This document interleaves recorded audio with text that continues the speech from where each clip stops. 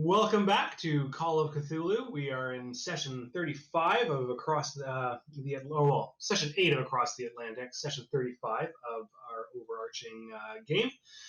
The investigators, we're going to recap a little bit of what happened. Back on Tuesday, February 6th, just a day ago, several days back, in terms of actual game days, it was a day of departure. Watts awoke and soon realized that he was not on a train after all. He proceeded to rampage across the boat, hoping to turn back to port, but he was unsuccessful.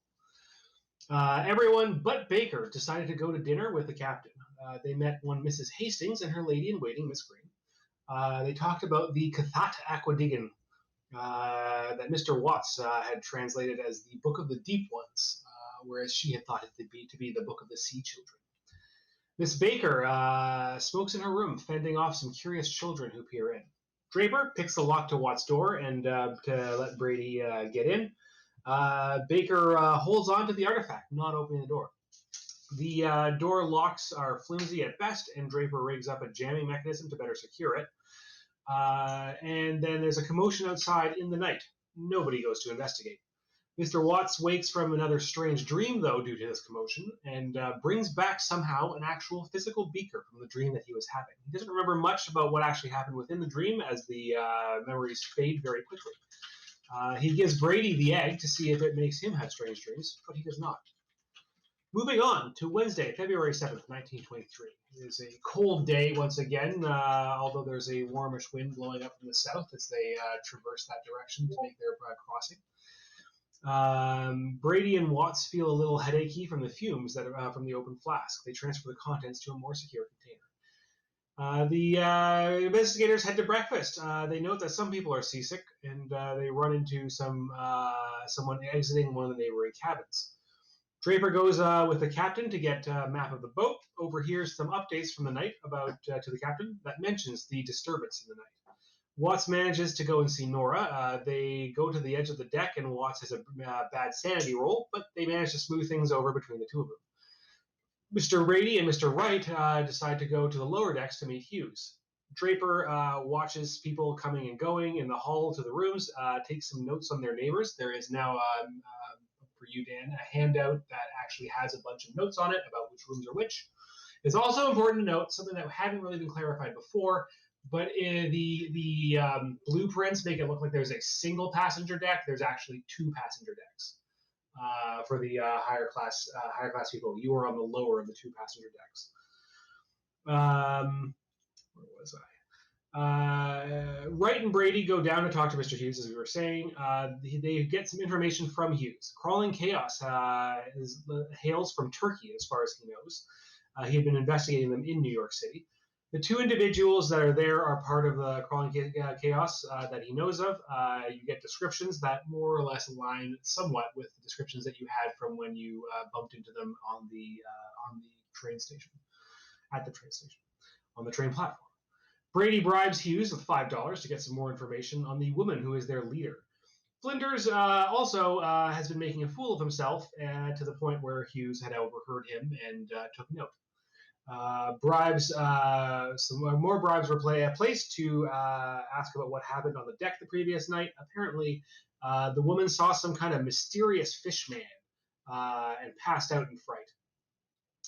The investigators reconvene before lunch, swap information. Flinders shows up, has some crazy stories. He talked about some Mediterranean guy. He was very interested in chatting about the occult, and said that he was after some kind of item. Asked Flinders you guys asked Flinders to keep an eye on him and see what he is up to. Flinders also goes on about some kind of sea mole people who accosted the woman during the night, and also about how there are giant sharks roaming the North Atlantic, hailing from the Jurassic period. Historical fact, dinosaur fever was very much a thing at this time. Dinosaurs were a popular topic, and there is some hilarious drama to do with like renegade paleontologists who were like competing for the best dinosaur finds, literally just getting bones and stitching them together to make up different kinds of dinosaurs to try and sell them. It's pretty wild. There's some good history videos on YouTube about this period.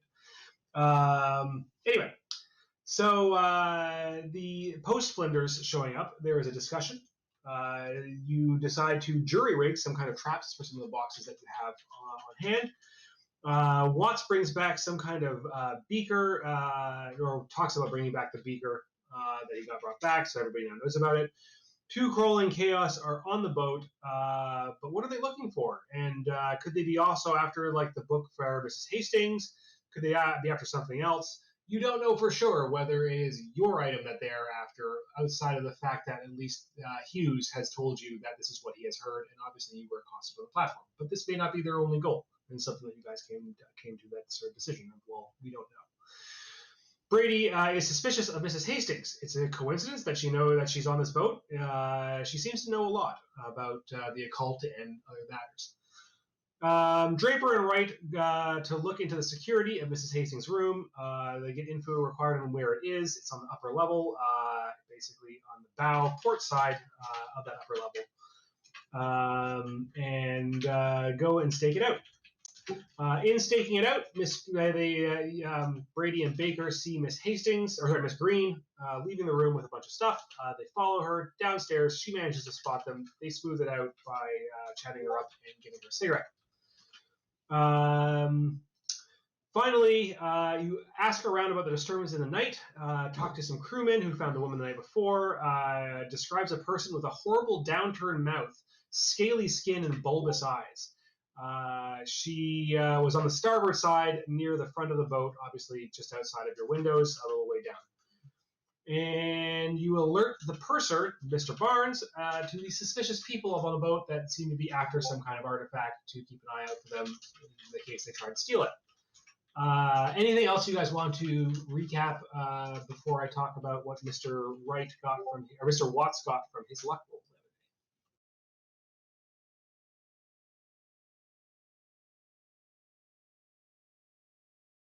I covered what I remembered. I feel like that was a fairly thorough one. Appreciate it. Oh, shit. I just forgot the thing. Why did... I'll close this off again. Where do I get to the chat? I lost the chat. I was going to look at that chat. In the corner. Oh, here we go. All sorts of notes. Okay. Okay. So the game before last, Mr. Watts, you did a luck roll following up on the knowledge of the deep ones or the children of the deep. This theme has come up across a variety of different occult legends, most notably in conjunction with the lost city of Atlantis. Some stories attribute the sinking of Atlantis in their worship of Dagon going awry and angering the god. Other stories say that it was subsumed beneath the waves as a reward, with the denizens of Atlantis being gifted immortality by being turned into the sea folk and continue to live beneath the waves to this day. The benevolence or malice of these people is a contested topic, with few accounts that seem trustworthy. You do recall, though, a poem that was written some time ago describing Atlantis. It goes as follows. Above its domes, the gulfs accumulate. Far up, the sea gales blare with bitter screed. But here, the buried waters take no heed. Deaf and with welded lips pressed down by weight of the upper ocean, dim, interminate, in cities overwebbed with somber weed, where galleons crumble and the krakens breed, the slow tide coils through sunken court and gate. From out the ocean's phosphor starry dome, a ghostly light is dubitably shed on altars of a goddess garlanded, with blossoms of some weird and hueless vine, and winged fleet through skies beneath the foam, like silent birds, the sea things dart and shine. So I got golfs. Can you read it again? I'll face it. Thank you. Just kidding. I was just trying to take keywords from it. I don't know why. OneNote pastes an image rather than pasting the actual damn text. Yeah, there we go. Thank you.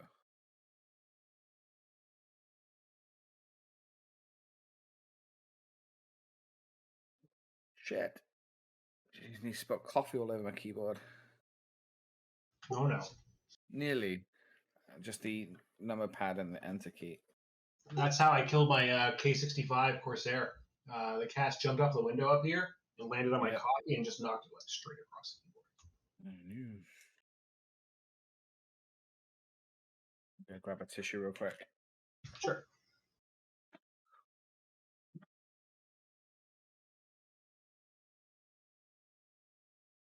While he's grabbing a tissue. So I believe in terms of next steps, it's like midday-ish, obviously, unless there's anything we want to roll back in terms of what Mr. Watts was up to that morning. Brady and Baker were accompanying Watts to talk to Mrs. Hastings. She was due up on deck to sun herself despite the cold, presumably bundled up, take some fresh air some point around midday. That sounds right.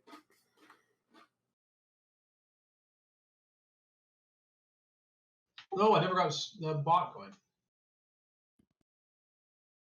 Yeah, and I think our plan was we were going to basically go, like, be introduced to this lady for Nora at least, and make sure they're being somewhat appropriate, and then find an excuse to slip away and try and investigate her room while we knew she would be away.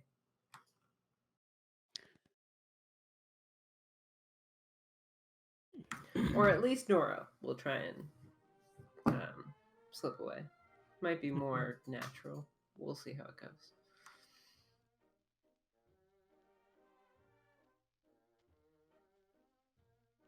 Yeah.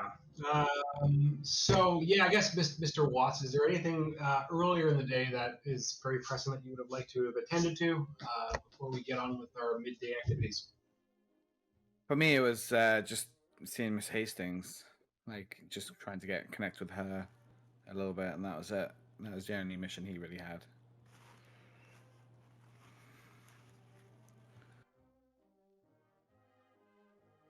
Well, we can pick up right there. Mrs. Hastings was due on deck, as I mentioned, midday. And last week, the decision was that Brady and Baker were going to accompany you to go and, well, say hello.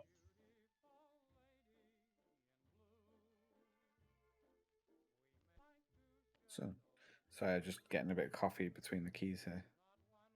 Just carefully using little tiny bits of Kleenex and dipping it down to, like, soak them up. Yes. Yeah, exactly. Little tiny slivers. Yeah. Can't be too bad if that's doing the job. No, it was literally really, really minor. As in, I don't know, you can really see, but I've got most of my coffee still in it. Little splash. Yeah, it's literally, I knocked it and it, like a wave jumping out. Oh, beep. I pressed the button. One of the guys I worked with was at a party and he dropped his glass of wine and he was like, I'm going to catch it. He gets it really quickly and grabs it, caused the whole wine to spin around, and it just like spun all of the wine out of the glass into a circle pattern of every single person in like the immediate vicinity around him. It was nearly cool. Yeah, just being like, well, you caught it, and it was a lot worse of an outcome than if you just dropped it. Yeah. Anyway, so the three of you head up towards the upper decks, where she would most likely be out there sunning herself. You exit upon the deck in the center of the ship.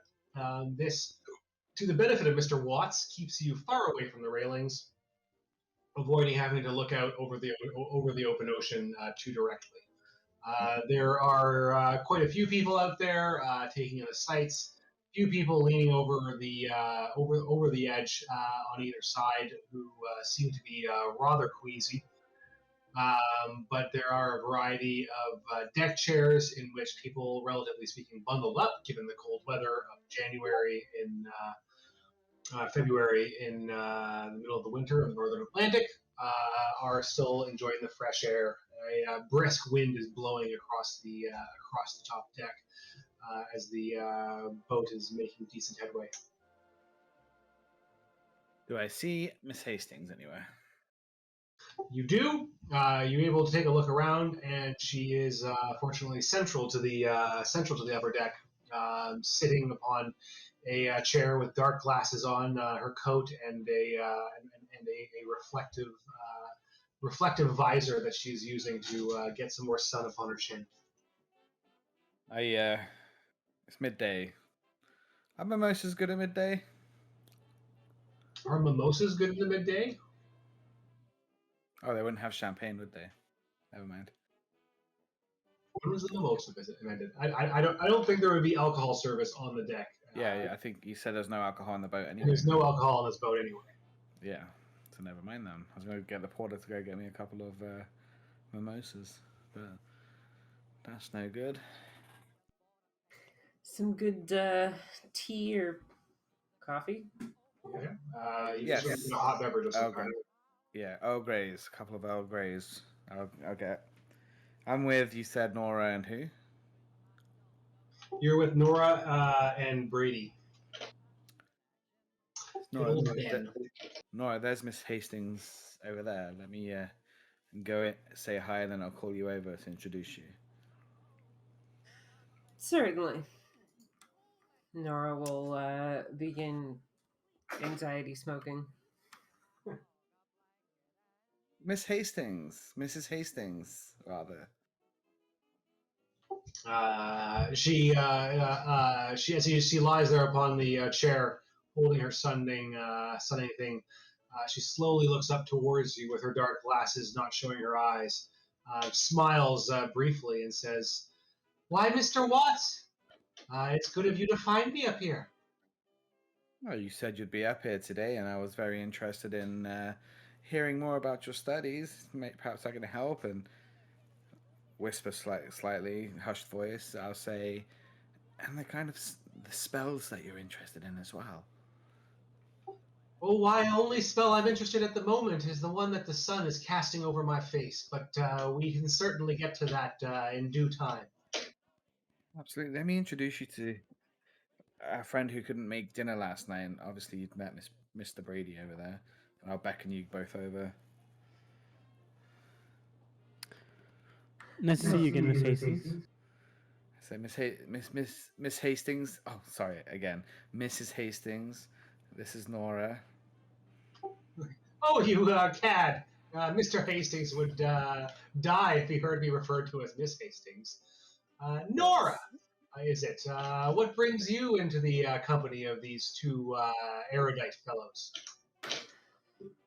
Mostly my job is keeping them out of trouble, it seems, Mrs. Hastings, is it? Nice to meet you.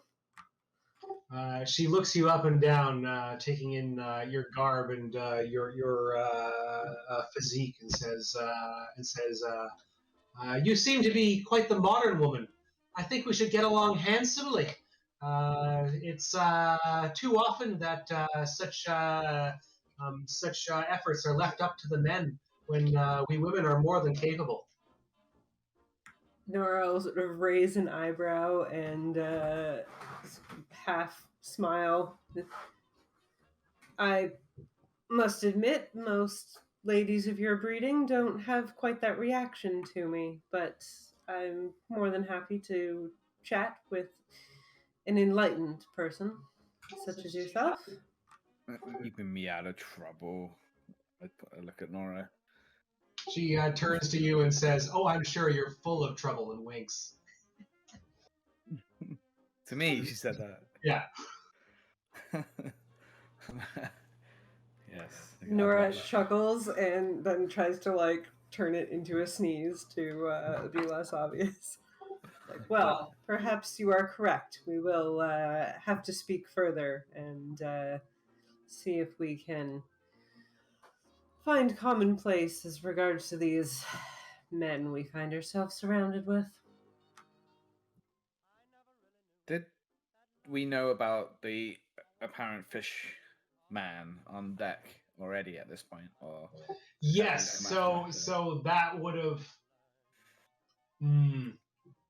Yes, you would have been downstairs around lunchtime when Flinders showed up, as well as receiving some other information earlier before going to see her, because she didn't arrive on deck until after lunch.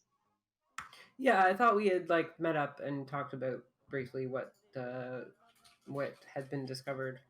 Yeah, I was not here last week or last session, right? So I was just Yeah, no, I'm pretty sure that we kind Well, of. no, to some extent, it's a little loosey goosey because of your omission in terms of timing, but like Yeah. roughly in terms of the timeline in my head, the latest we got to was around lunchtime, Okay. more or less.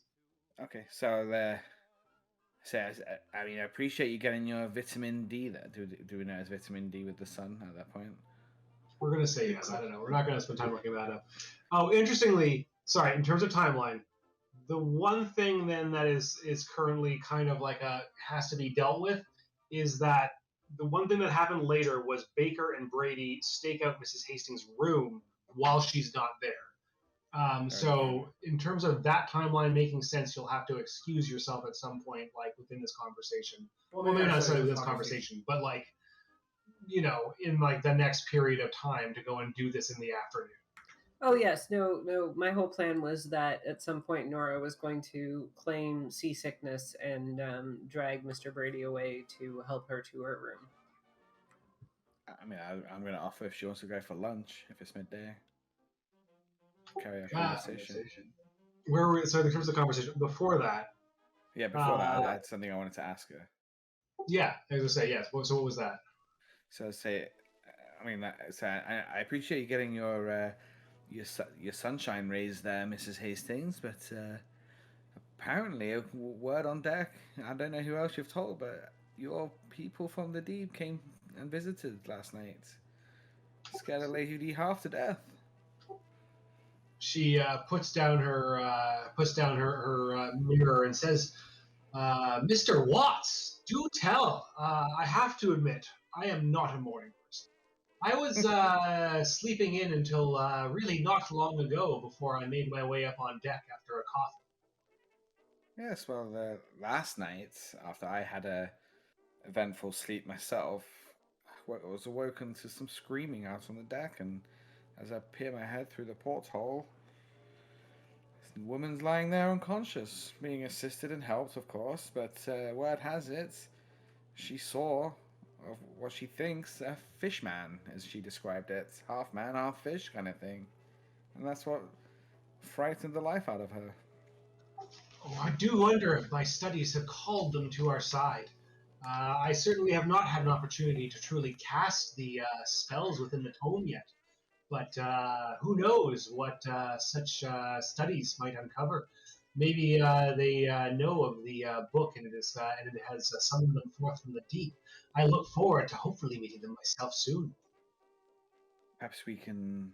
I mean, it is what? It's past noon, so do you want to grab some lunch perhaps, and we can discuss some more about other things in your book, and I can share any information that I have and what I know of? Oh, it's far too early to eat. I've only been awake a little time, but we can go to lunch soon. Have a seat here. Okay. And then we can study soon enough. I plan to spend this evening poring over the tomes. She turns to Miss Baker and says, Nora, that is your Christian name, is it not? Indeed, yes. Well, then, if we are to be on a first name basis, you can call me Ada. Pleasure to make your acquaintance, Ada. You seem fond of those cigarettes that you have been smoking. Tell me, have you been to the smoking room yet? I have not. Unfortunately, I have not taken as well as I'd like to the sea, and have not left my room very much. Well, you'll have to join me later in the smoking room. Did you know it is for men only? I see. Well, in that case, I'm sure we will have to make our presence felt in such a place. But I must beg your forgiveness for now. I think I've had enough of the sea air, and I need to lie down for a little while. Well, do rest up, because I expect you to join me after dinner. It will be quite the coup with you and your pants. Indeed, I look forward to it. Thank you, miss. Then it's a date. Yes, Ada. I will see you later. She'll sort of nonchalantly rest her hand on Brady's arm and sort of tug him off. Where's the portal with my tea? I did ask for a tea for you. Hopefully, it's not too late in the day. I mean, you just woke up for a nice hot tea. Oh, I've already had a coffee, but a tea would do me quite fine. Just flag one down, flag a porter down if you haven't already had a chance. I'm sure they'll be up here quite quickly when they see that it is I that requires service. Quite the name on this ship, I see. It seems. But yeah, I mean, I'd love to learn more about these terms. Like, see, is there more than one spell that you find in this book?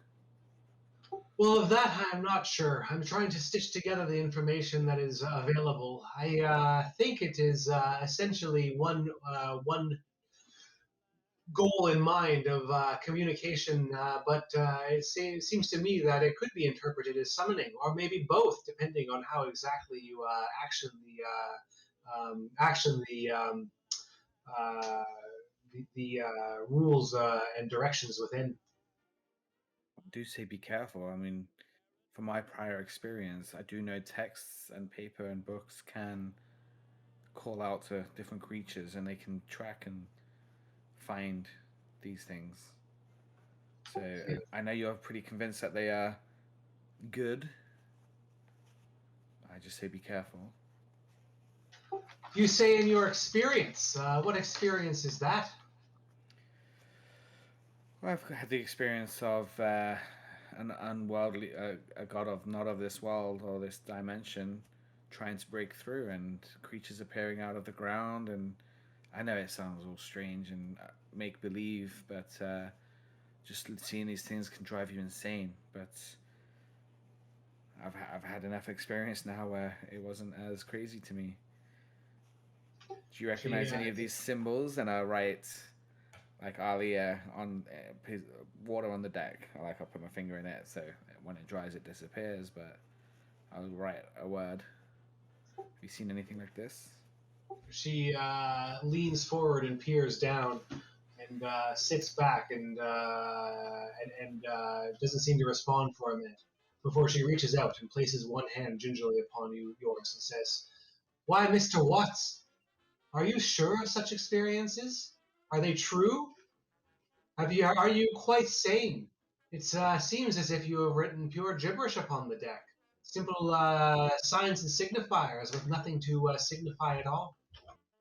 I can understand your skepticism there, but a lady of your open-mindedness of half man, half fish people down below the children of the deep, then I'm a little bit taken back that you cannot find what I am saying to be potentially true. And I can tell you that the people I am with can attest to some of the things that we have seen, as I made these great friendships with them because of what we have seen together.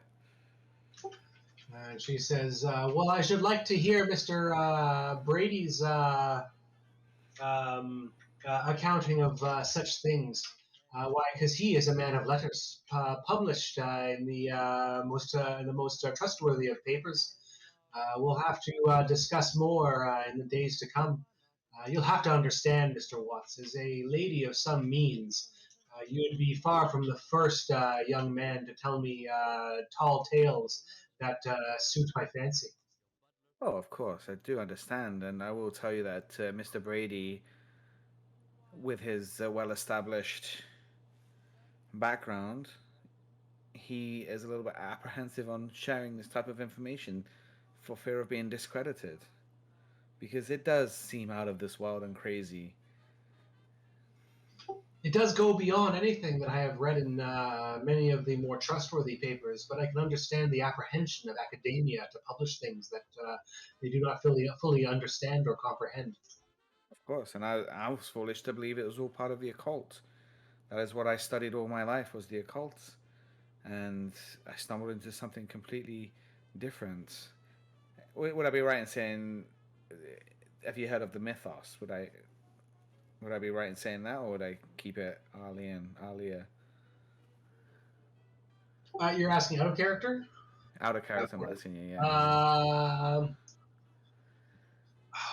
I Just for don't the I don't RP know if purposes. in character it makes sense necessarily to broadly refer to it as the mythos as opposed to the occult. I believe that is essentially like a fourth wall breaking thing, and that within character there are things that you would concern yourself as to be like more specifically true in terms of your own experiences, like the things that you're describing, which in game or in game terms is the mythos, versus the occult, which some of which might be mythos, but you don't know until you actually have some kind of proof or experience or something like that. Right. Okay. So I would say that I've thought it's the occult this whole time, but some of these experiences I've had, these beings I've encountered, these gods that we've blocked from being summoned to this world, that's nothing to do with the occult. It's deeper than that. It's older than that. The ancient tales are some of the most fascinating. Why the books that I'm referencing as it is seem to be true tales and descriptions that go back well beyond the average legends that we tell to children. Exactly. And did you ever hear of this? This what do you call that? These the digging crew. What are they called? The Aquadigan, the Cathat Aquadigan. No, it's the people who go out on excursions to dig up old artifacts and stuff. The ones that specifically went and found those tablets.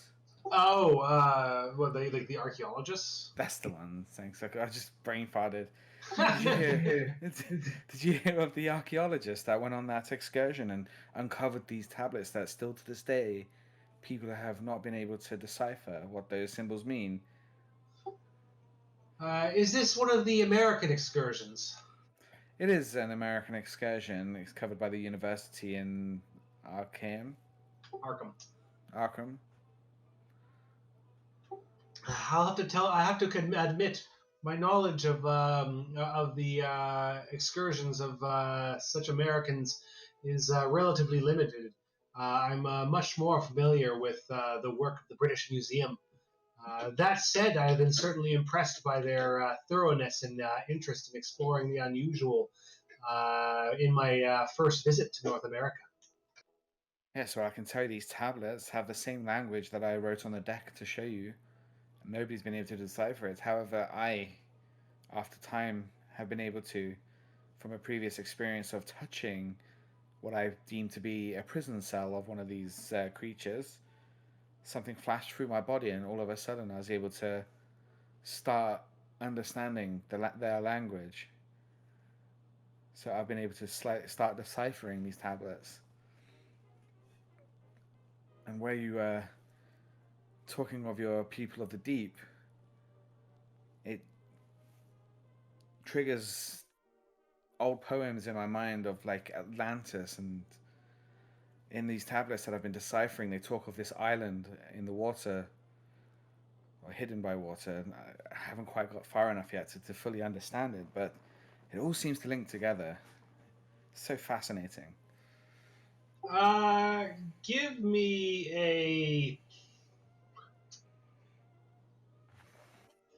me like a persuasion or like a Screwed here then, because it's not very nice.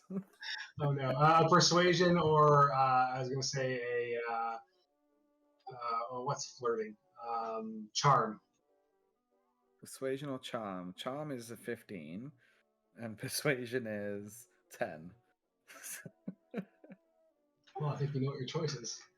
Yeah. She says, "Oh, Mr. Watts, you tell such tales. But for now, I think I will get back to my sunning. Of course, Mr. I certainly, Hastings. as I say, you have given me much to think about, and well, I have to tell you that such tales are something that I can't take simply at face value. But you seem like a kind soul, and I look forward to studying further. And maybe as you tell me more, I'll be able to truly understand." Of course. I appreciate your time, Mrs. Hastings, during your sunning period here. I would say you want to apply a little bit of sunblock on your cheeks there, a little bit red, and your sunglasses are. We don't want you looking like one of those crazy Chinese bears. Those Oriental bears, if you want to be Those extra. Oriental bears. Yeah. But I will challenge you, send you on one challenge. when you go on your date tonight with Nora, ask a few probing questions into what I have seen and see if she's willing to share any of that. She's like, that I will. And, well, if you find yourself with some free time, you must come join us during the evening. I appreciate the invite, but maybe it's, as you said, a date. I don't want to intrude. She says, she puts her hand once more upon yours and says, you're such a gentleman. Good day, madam. She sits back with her Earl Grey tea that has now arrived and sips it and takes in the sun as she hunkers down and wraps herself a little tighter in her scarf against the wind blowing across the deck. Okay, as I'm walking away, was there anybody really listening into what I was saying? Give me a spot hidden.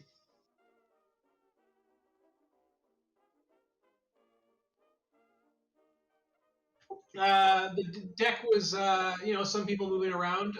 Nobody was sitting particularly super close to you that they would have had an easy time listening in.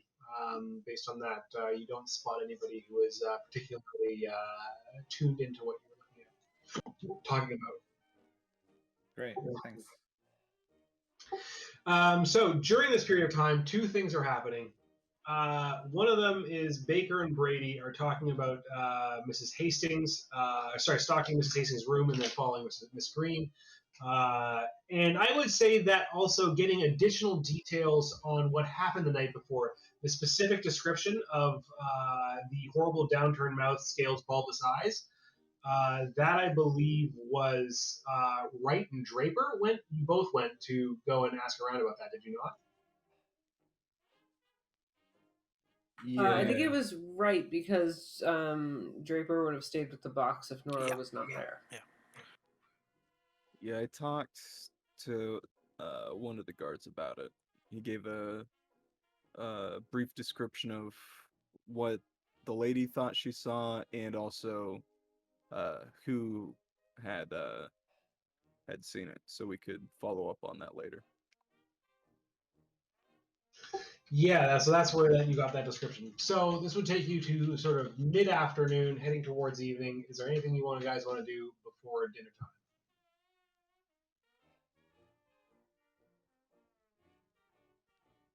How long did all of our excursions take?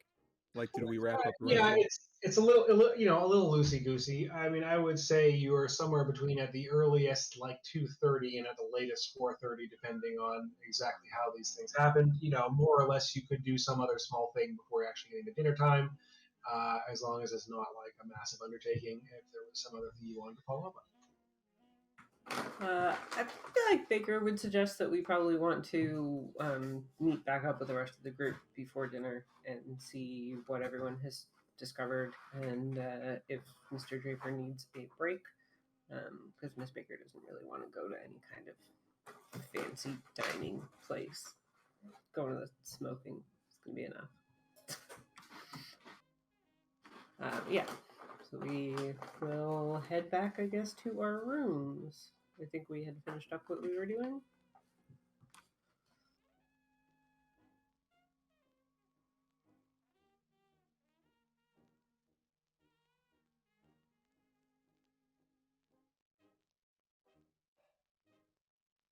All right. Well, if you want to retire to your rooms and swap information that you have so far gathered, it would be obviously not terribly long until the dinner bell has rung. Let me double check my timeline.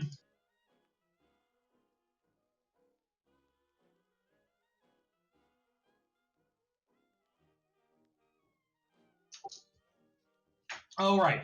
I forgot to note, meant to have this in there. Miss Green was with Mrs. Hastings on the deck, sitting nearby, keeping a weather eye on you. Sorry, that was the one person who would have listened in.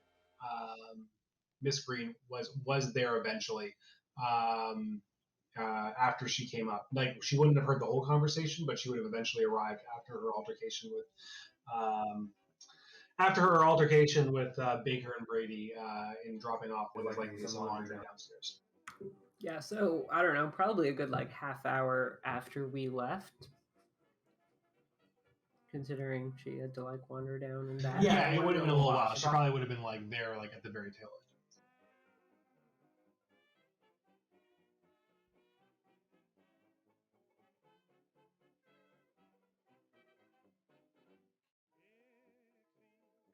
Okay, that's probably it. I mean, as you guys are making your way around the ship, a few of you might have at various points run into Mr. Barnes. Mr. Barnes does make the rounds upon the ship to check in on essentially how everything is going. Ah, shit. How everything is going. I just nuts. That's one of his responsibilities. Is pretty much making sure that the ship's okay and that everything's under control. So Mr. Barnes would have been out and about, and you may well have run into him, but you don't necessarily need to come up with any specifics in that regard. And yeah, so 3-4 o'clock ish, you guys would be regrouping. Is there anything you want to discuss before dinner? Before that, Nora totally, if she saw Mr. Barnes, would have like flagged him down and asked for another couple cartons of cigarettes to be sent to her rooms because she's probably getting through them real quick on this trip. He seems a little bit put off by this, but says that he will see to it that one of the porters is alerted to your requirements.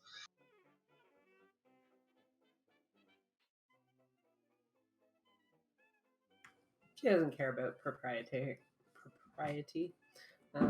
Yeah, then we'll head back to our rooms and I guess relay to the rest of the group what we saw with Mrs. Green. Miss Green? Of course, we'll relay what we'd seen in the morning. Talk to the purser again. Don't think we made much headway with her, but we did learn some things from our journalist fellow.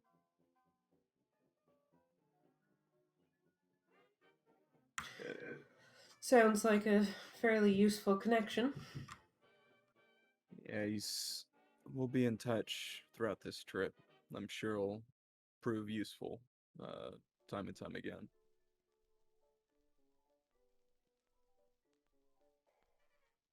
We had confirmed that two of the fellows that were onto us were on the ship.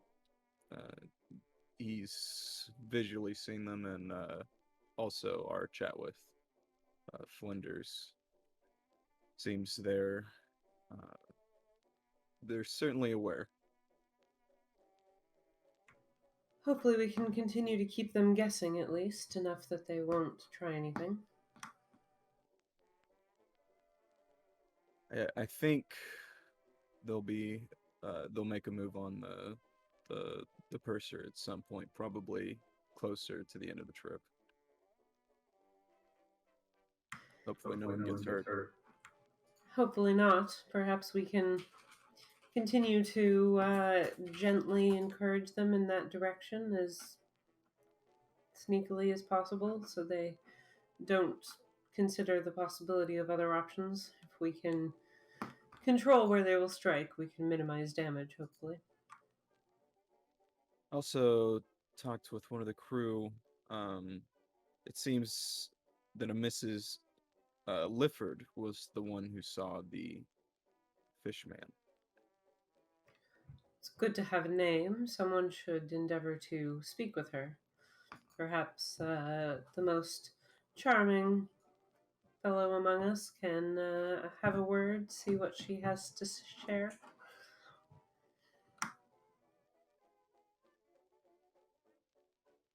It's definitely worth looking into further. Are you feeling better, Mr. Watts?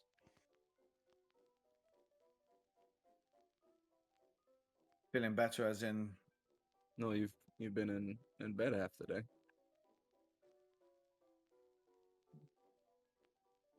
I've been out on the deck.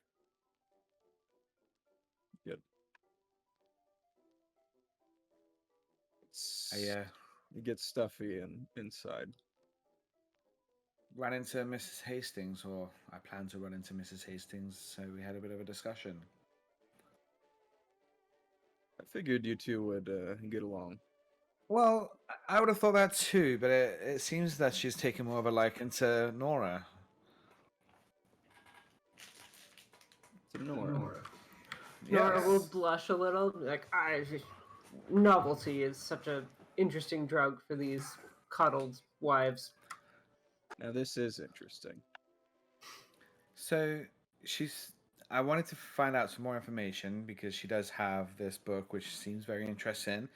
And according to the stories we've heard of the fish man that with the downturned mouth and scales that scared the bejesus out of that lady on deck. And she's got a book about the people of the deep. We need to get our hands on that book somehow or learn more information. And as I was trying to share some common shared experiences that we've all had, she's having trouble believing what I've experienced. I think she's been swindled by many of young men before, handsome, might I say too. Well, think about the subject we're talking about. I think if any of Yes. you had told me what we experienced in the college hell, I still can't hardly believe it. And I saw it with my own Yeah. eyes. I That's took that fair. into consideration when I was speaking to her. It's also an issue of trust. Of course, we've all only just met this this lady and this captain. Well, she seems willing, at least. However, her right hand lady does not, and I'm not sure if I like this lady. I will try and speak with Mrs. Hastings away from her assistant. Perhaps there is some way of distracting her. It seems, given her interest in me, she may open up perhaps more than she would with a young fellow that seems to be a little too friendly, perhaps, from at least Miss Green's perspective. I We'll do feel see. I did challenge her to probe you for some questions about what our shared experiences have been, so do not be taken aback if she is fishing for that. She does not know more than what she knows. I will tell her what I can and what I think she'll believe, but it's a rather hard thing to convince someone of who hasn't experienced it for themselves. I'm more interested in getting my hands on this book than of convincing her of something she may lose trust for us in because of. I don't want to push her too hard and spoil a good thing. Oh, of course, I get that. She did invite me along, to be honest, but as she did specifically use the word date and you in one sentence, it was. I took the hint. Nora will blush profusely at this point and be like, I just a turn of phrase, of course, but it may be easiest if you do not come along. I can probe her more. She sort of stops as she's about to use the word intimately and is like more carefully without You're your looking a presence. bit flushed there, Nora. Are you feeling seasick again? It's just strangely warm in these hallways. Perhaps we can. Sort of like flutter her jacket a bit to cool off. Perhaps we can Meanwhile, get it's like Flinders to freezing. join. We can get Flinders undercover in the smoking room. Oh dear God, man! Absolutely not. Flinders is from Steerage. He can't go to the smoking room. We'll dress him up like Leonardo DiCaprio. So my understanding correctly, you're intending to relieve uh, uh, this lady of her book. Oh, Absolutely not necessarily. I simply want to get my eyes on it, and then we'll decide how badly we need to relieve her of its ownership. She does seem a bit naive. It's more so I'd like to But work with her. I would like to do this without hurting her if possible. She seems, as you say, a naive and trusting sort. If we can do this without injuring any feelings, Nora will sort of side glance towards Watts and then quickly look away. I would prefer not to tread on any emotions in this endeavor. She does seem to know the captain, though, and the captain is acquainted with these things. Certainly his reluctance for any kind of experimentation or exploration into this while at sea shows some level of wisdom and awareness. Does sound like he probably has more to share than he's letting on as well, but I honestly am not entirely sure which of us is best suited to approach him and try and glean more information. Perhaps Mr. Brady's years and experience will work for him, but it is hard to say, having spoken to the man little myself. Her assistant, though, she is not trusting at all. So be careful with her. And that's Absolutely. I fully intend to try and find some little errand for her. Perhaps a glass of tea is errantly misspilled and she must hasten off to deal with laundry or something of the sort. so we're all under the understanding that it's likely that Mrs. Hastings is maybe a little feels maybe a little suppressed under Miss Green and her presence. Like maybe she couldn't be as honest and truthful with what she knows. As far as I understand, Miss Green is hired by Mr. Hastings and reports to him directly. Mrs. Hastings likely chafes under such control and would, perhaps be freer with her speech if she did not have to worry about who might hear of it later. So I guess for me that kind of I had been kind of thinking about this off and on, that maybe she doesn't seem as naive as she puts off. That maybe she does know more about what Mr. Watts is talking about, possibly. Did she give you any inkling like that, Mr. Watts? She is a smart lady. She is defensive too. She felt that I was after something else as a young man. She was obviously misunderstood and believing that I was not being truthful in my experiences, but she is cautious. I'm sure anyone of her financial station is quite used to individuals seeking something. And of course, and I did forget to say that she would believe Brady as well. She did say that she respects Brady and his work and is surprised to not see any of what I've experienced written, which I obviously defended Brady not wanting to lose his accredited work or credibility in his field, which is why I'm assuming you have not written or published anything. It's far-fetched, I get it. I do have some notes. I do have lots to consider when it comes with our past and current experiences.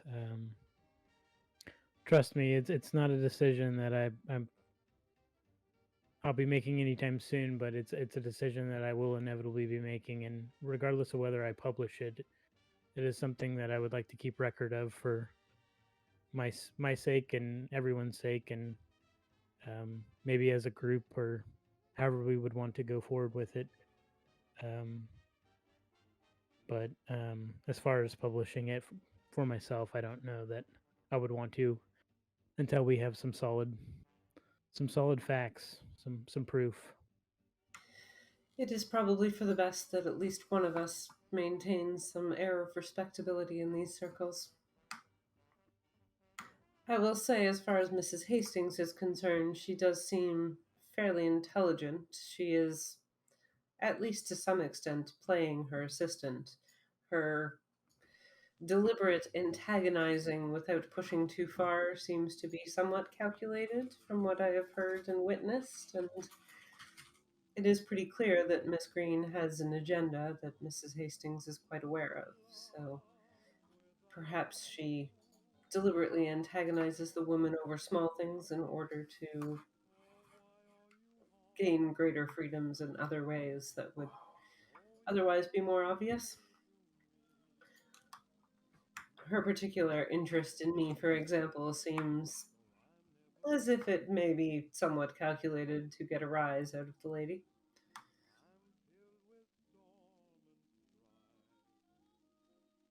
Make sure you wear your best pants, Nora. I will wear my new suit, thank you. Which you guys recently bought. Yes.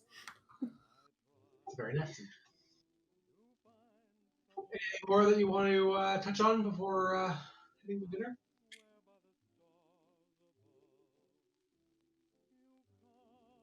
Nobody's staying behind to watch the box? Oh, Miss Baker's not going to dinner. Miss Baker doesn't do groove. Just joking. I think Draper would have just let everyone know that he got the mechanism working. Now, did you do only one box, or did you do all the boxes that are currently in the cabin, which is 3? You have 3 boxes So in the yeah, cabin? we had 4. One of them's in the thing. So I would have tested on one of the empty ones just to get it working, and then I would have put it on in the one that has the thing. Probably just those 2. I don't know if we plan on moving the object from case to case at this point. So just the boxes that do not have it and have been bootstrapped. Well, no. So I would have tested it on an empty one at first to Oh, get I it see. working, and then done that in the other one. So 2 of them have it. One in the one that has the object. Yeah. Okay. You know, Mr. Draper, with this kind of expertise, it might be prudent for us to retrieve the case that's already with the purser temporarily and make a noise trap and return it. So if they do get their hands on it and try and open it, it'll alert the purser or his other employees, other security. If you can figure out a plausible way to get the item back, and I wouldn't mind trying to something that makes noise. I mean, I guess I could do the same thing, but the gunpowder's not going to last forever. I have to think of something to make noise. Could also, and he retrieves a bullet from his coat pocket. He could also just remove the actual bullet and have this fire a blank.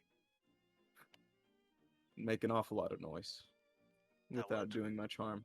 I would. Could you do like a finger guillotine trap? I don't think with the tools at hand. Pretty limited being on a boat. We brought this guy along for what?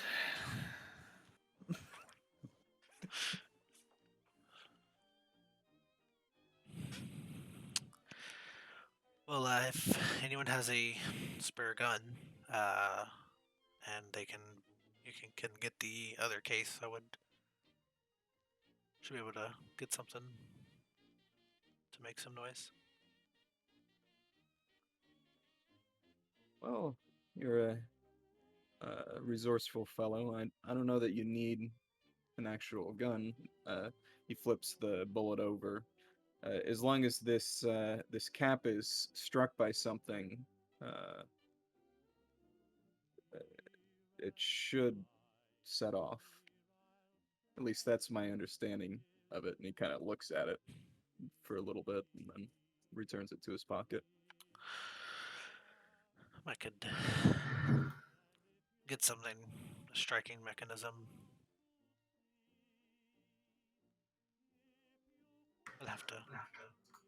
I could try and help you with that. I'm pretty familiar around a handgun and may be able to assist with the mechanism. Perhaps one of these days we should practice. The firearms seemed a lot more effective against these creatures than fables would lead me to believe.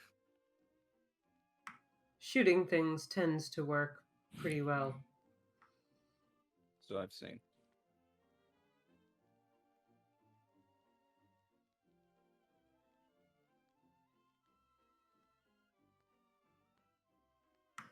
Well, I suppose the rest of you better get off to dinner, but I have, as Mr. Watts put it, a date to prepare for. I'm also thinking I'm gonna skip out on dinner too. To be honest, I might just sit in my room.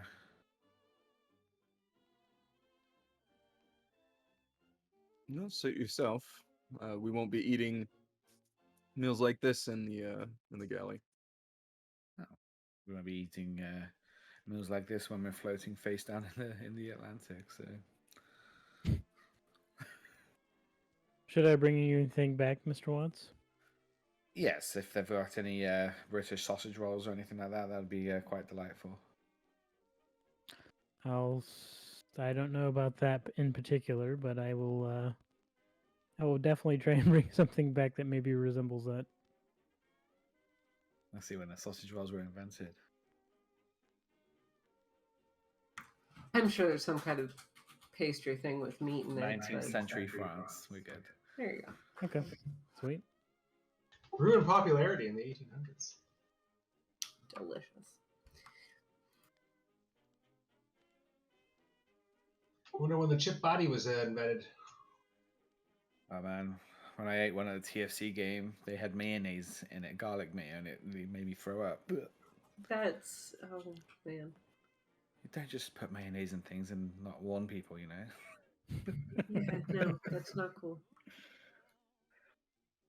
Oh man, not to totally derail things, but this customer at work was telling me about how they went to a wing festival somewhere in the States. I don't remember where, but they were like, they're doing like a bobbing for wings event. He thought it would be really entertaining. It would be like barbecue sauce or something. But no, it was a gigantic like kiddie pool full of blue cheese dressing that people were bobbing for wings in. It was like, that is probably one of the grossest things I've ever heard.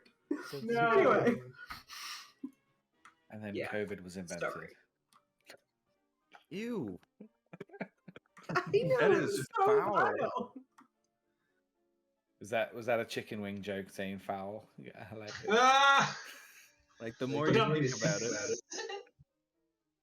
Anyway, you can all go enjoy your dinner now. Thomas Watts loses 5 sanity for that pun.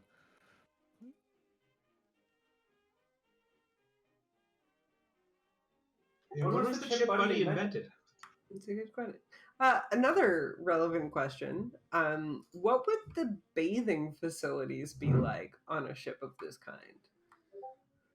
That is a good question. I think communal showers is really all you're talking about. Mid 19th century, Mike, in England, Lancaster. There you go. Lancashire, sorry. Lancashire, as you probably read it.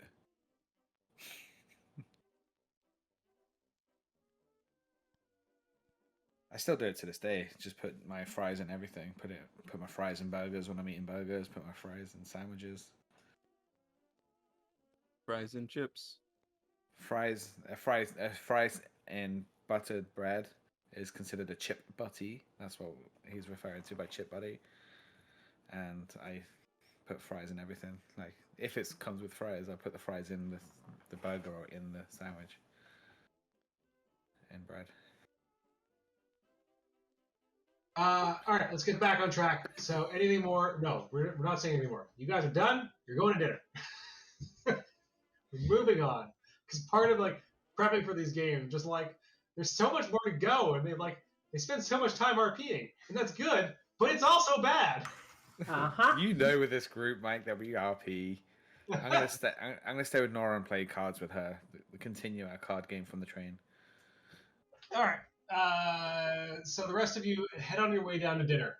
The dining hall is slightly less busy than it was the previous day, and you do notice that some people are obviously afflicted by the seasickness and picking away at food rather unenthusiastically.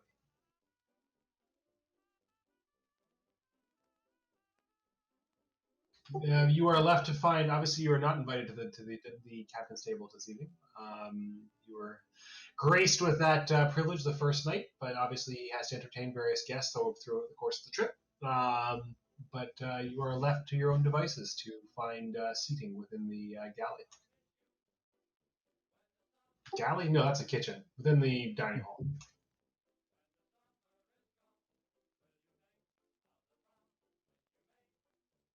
Is there anything you want to do to find your seating or scope out the dining hall before you just sit on down and make your orders? So we know that the two guys who are after us are in Steerage. steerage, so they wouldn't be here. But we did have a description of a woman, um, like a very vague description. Would it be possible to try to just look for someone who might match that description? Yeah, you should do so. I mean, basically, it's not like a spot hidden per se. You'd have to scope out the hall. I would say it's more about not attracting too much attention to yourself if you're going to make your way around and scrutinize the various people in here. Stealth. Yeah, I was going to say like you could call it like a stealth roll or like sort of deception. I think stealth is not a bad call. Yeah, I don't think he would be trying to talk to people. Yeah, exactly. So. So I'll go ahead and do stealth. Nice. So you make your way around the hall. You're taking a look around, and as you make your way along, there's obviously quite a few different people here of different walks of life. A few people who seem like they might relatively closely fit that description. The one most notable person that you encounter is sitting next to the captain at the captain's table. She is laughing demurely and quite free in touching him and obviously flirting with him as he's discussing with her quite animatedly something. A handful of other people also sit around, including a few of the head crew and various other people who have been invited to sit with them from the upper class accommodations. But she is a tall woman, as you were described, with dark hair that is pulled back into a elaborate do in the back that is being held up obviously by pins. She is dressed very stylishly and seems to be quite at home amongst the upper class here.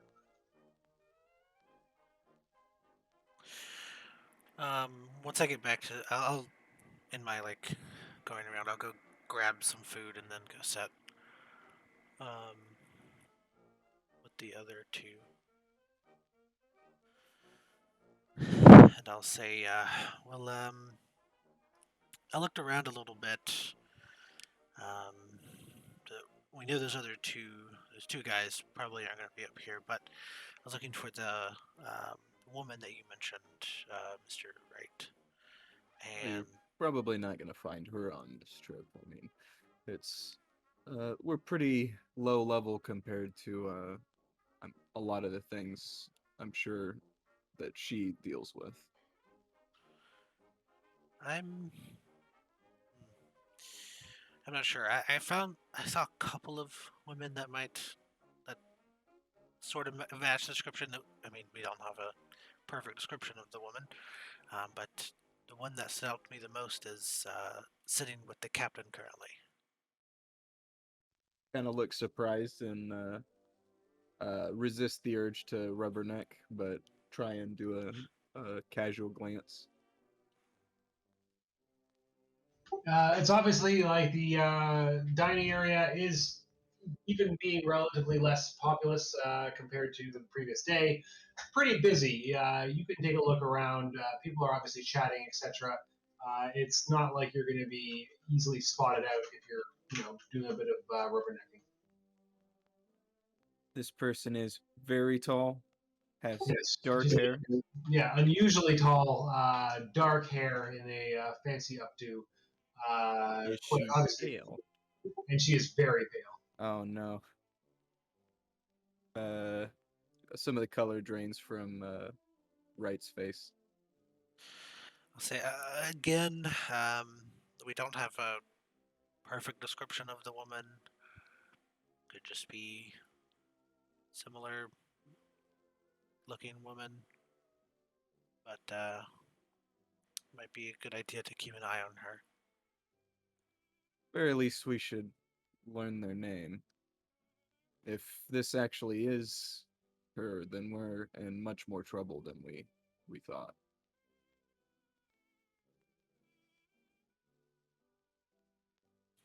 Especially with her connections, apparent connections to the captain. Certainly, he wouldn't be aware of any of it. I imagine if she's high up in this organization, she has some notoriety in other fields. More public face.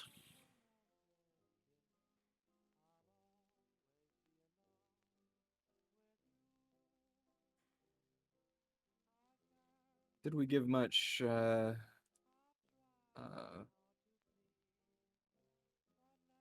did we ever talk to the captain about our object? He talked to you about it. Yeah. Not in any specifics, though. He knew that you had something of some occult importance that you were transporting, and he had been entrusted with the information that this was happening for the safety of himself, his crew, and your own actual artifact. We didn't tell him that we gave it to the purser, but I'm sure that he would know or assume. Not that he goes around talking to everyone about everyone else's valuables. Didn't seem like the kind of man to do that.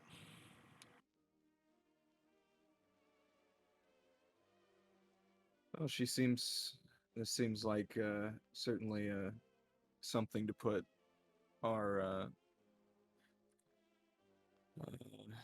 fellow journalist friend towards and get a little more information.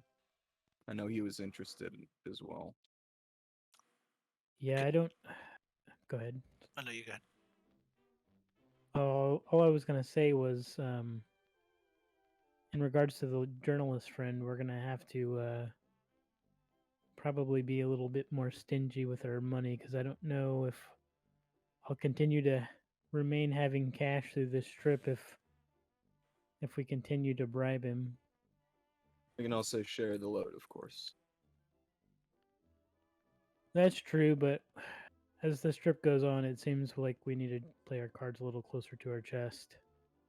It's if this news is true and that lady is who she is, then and her having a pretty decent relationship with the captain, it seems like things might be a little bit more serious than what we thought. I have a look over. Does it seem like the captain is friendly with her, or just being just doing his duties? Give me a psychology roll.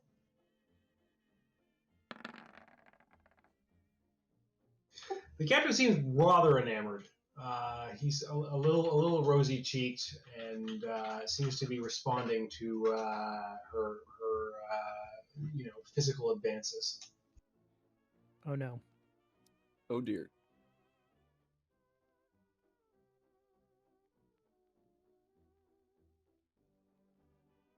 Well, I could try to follow her when she leaves, just so we can know what room she's in.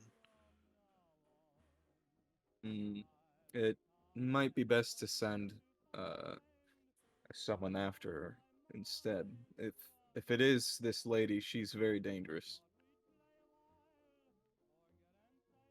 Well, I would stay out of sight and just know where her room is. Let me try something first. I I stand up and go to get like a coffee or something, and I try to get close enough to hear someone say her name or exchange information, like while I'm within earshot. I feel like that's a listen roll and a luck roll. You're gonna need to make Tough. both. I got real bad luck. How's when you spend it? I started with like sub 40, I think. Oh, jeez.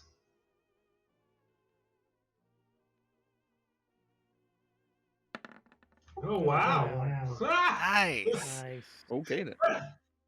Well, gonna have to give it to you for that. Throw some flavor in there as well with that one. So you nonchalantly walk on by. Give me also a spot hidden, just for good measure. All right. There's my rolls. So okay, yes, it's a great set of rules. You get up and you start walking towards the front of the hall where there is the doorway into the actual mess hall that is where people are coming and going to do serving. Ostensibly to go and flag down a server to ask for a coffee to be delivered. As you walk by the captain's table at the head of the room, you overhear the captain laughing uproariously, and he turns towards his companion. Oops, the wrong thing. Lost my notes. Turns towards his companion and says, "Oh, why, Miss Cuthbert, you do so entertain me. Tell me, how has someone such as yourself found yourself without the company of a man after all these years? Wealthy and successful, and quite the rapier wit." As you do walk by, catching the name Miss Cuthbert, you steal a glance over to the side, looking towards the two of them. The captain is facing away from you, but facing towards him, looking in your direction. Her hand is placed on his cheek, but her eyes are looking directly into yours. I don't like it. I do the Elmo sip with my coffee and shuffle away as inconspicuous as possible.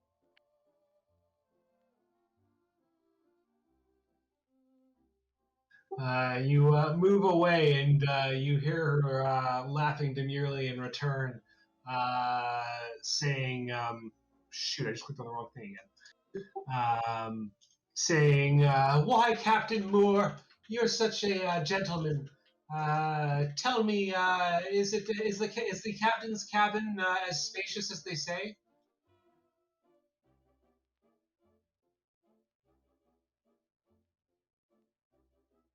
And you leave your shot at that point.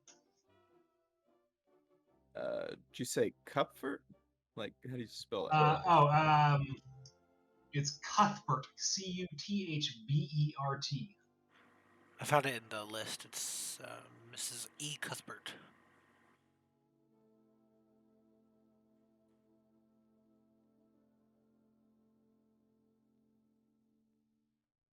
Guess is on E. Evil. Nice. Edith.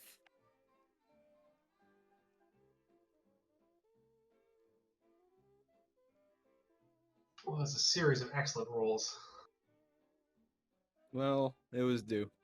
I've been biffing every roll the last couple of sessions. I have a seat. Well, it seems that we're working with a Miss Cubford, and the captain is Cuthbert, Yep. and it seems the captain's quite taken with her.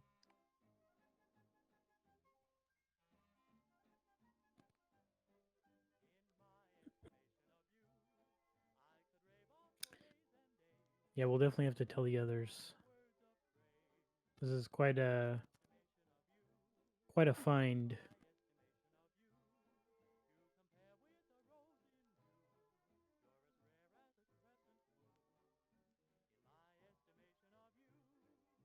We made eye contact. I usually more subtle, but she seems very perceptive.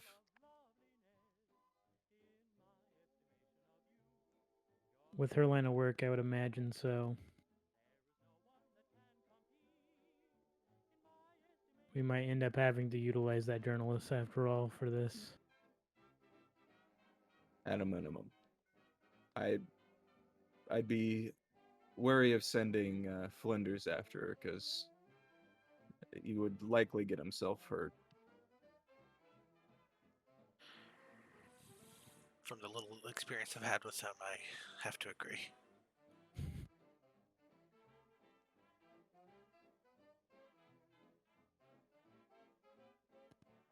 Well, there is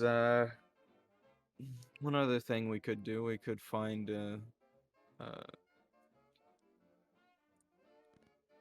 our Miss Lifford, have a chat with her.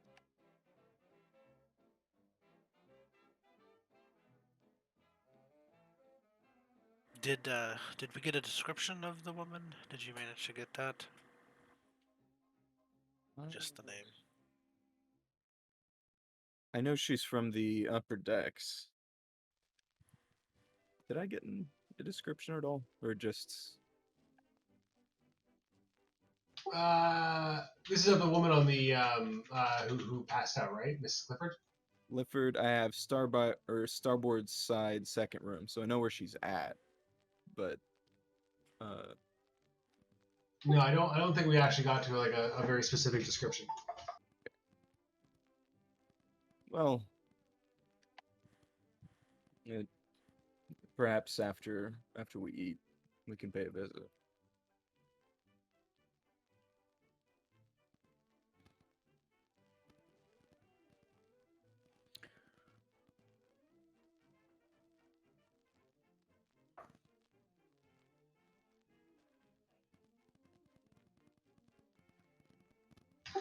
Well, otherwise, your dinner passes uneventfully. You eat your fill of whatever it is that you order, and presumably grab some takeaway for bringing back up to Nora and Thomas. I would like to wait and follow the Miss Cuthbert.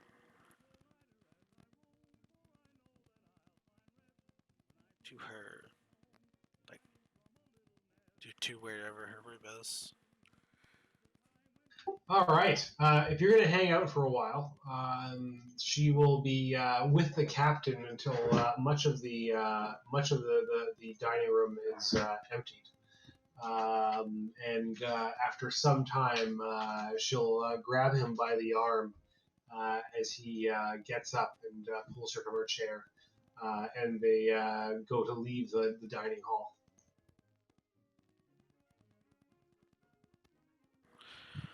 I will try to stealthily follow. You gonna leave me a stealth? Ooh, Oh no. no. That's a lot of luck points. Yeah. That's a lot of luck to spend. I got 68. I feel That's not so bad, honestly. Yeah. You got a lot more luck than the rest of us, I think. You could always push it. You could push it. You can think about how you try to.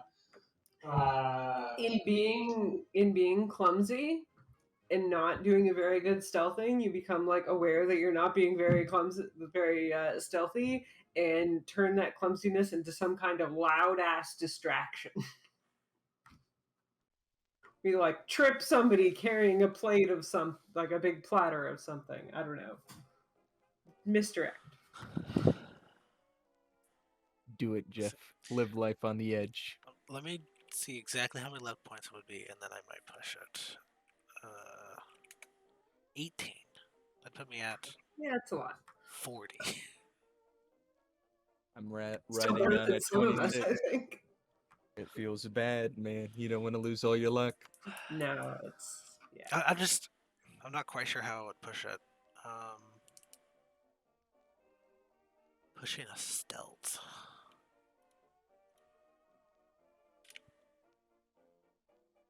Could also be like a trip that you turn into a parkour.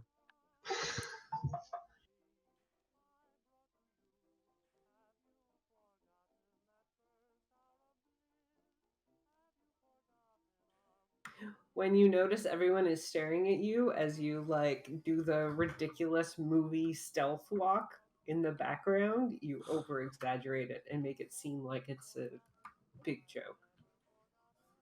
Why is this window being dumb? Oh, they do that.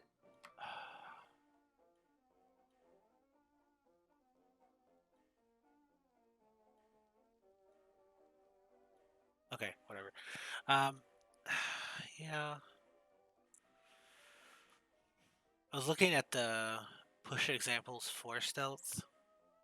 It says taking more time to study the area, removing your shoes, causing a distraction, sitting tight until the coast appears clear. But Yeah, so I didn't want distraction. to try and direct you, but like that would be my sort of like assumption would be like you push the roll by like basically realizing that she probably sees you, breaking off pursuit and trying to capture her again, or trying to catch sight of her again, and the results of failing to do so will stand to be seen. Um, Yeah, that sounds more like something he would do. Break line of sight and then try to find her again.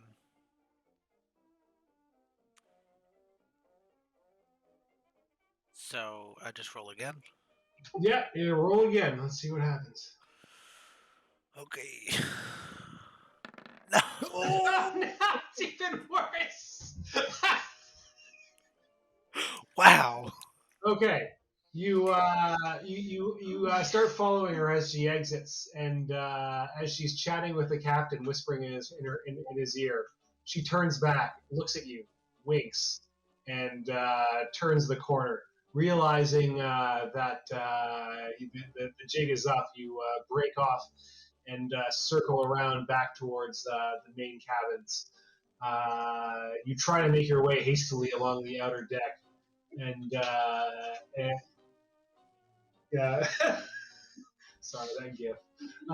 You make your way stealthily or quickly along the outer deck to try and cut them off based on the direction that you think that they are going.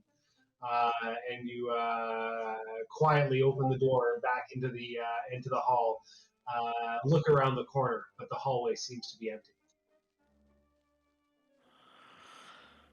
I'll just look around for a second and then curse under my breath and then I guess just head back to my room. Head back to the rooms.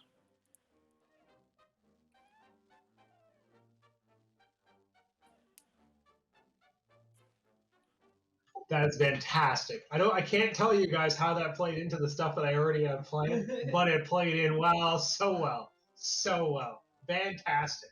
Absolutely couldn't have asked for a better turnout.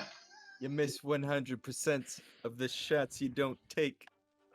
I'm gonna From now on, I'm going to disassociate myself with Wright and Mr. Draper. I had a thought like after we had already said that of what I could have done, but I thought of it too late.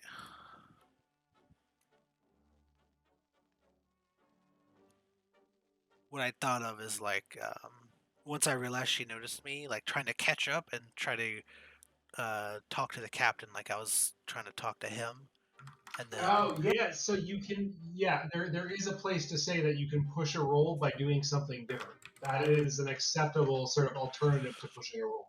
yeah, but I didn't think of it until later, until after. Oh well, I'm happy with this result. Yep. I'm sure that you are. Although I don't, Draper's not really a talkative person, so I don't know if he would have thought of um, thought of that as his first go-to when he was spotted. Yeah, I feel like- Honestly, the failures in Call of Cthulhu just make the game so much more entertaining.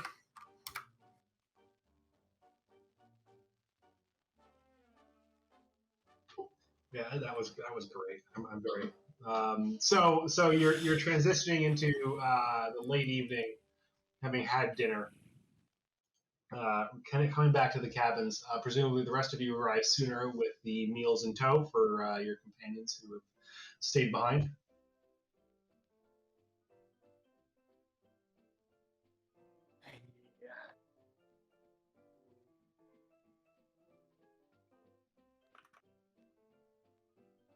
We relay our encounter when we get there. Did we see Draper? No, we probably would have left before Draper was Yeah, trying it to would have kill taken a while. Like he killed it like an hour and a half plus in the dining room while people Oh, yeah. figured it out.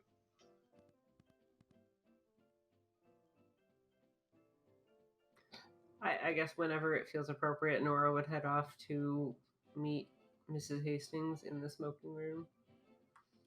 I don't really know what time that would be, but I feel like Nora, with her reasonably affluent upbringing, would probably know when that would be.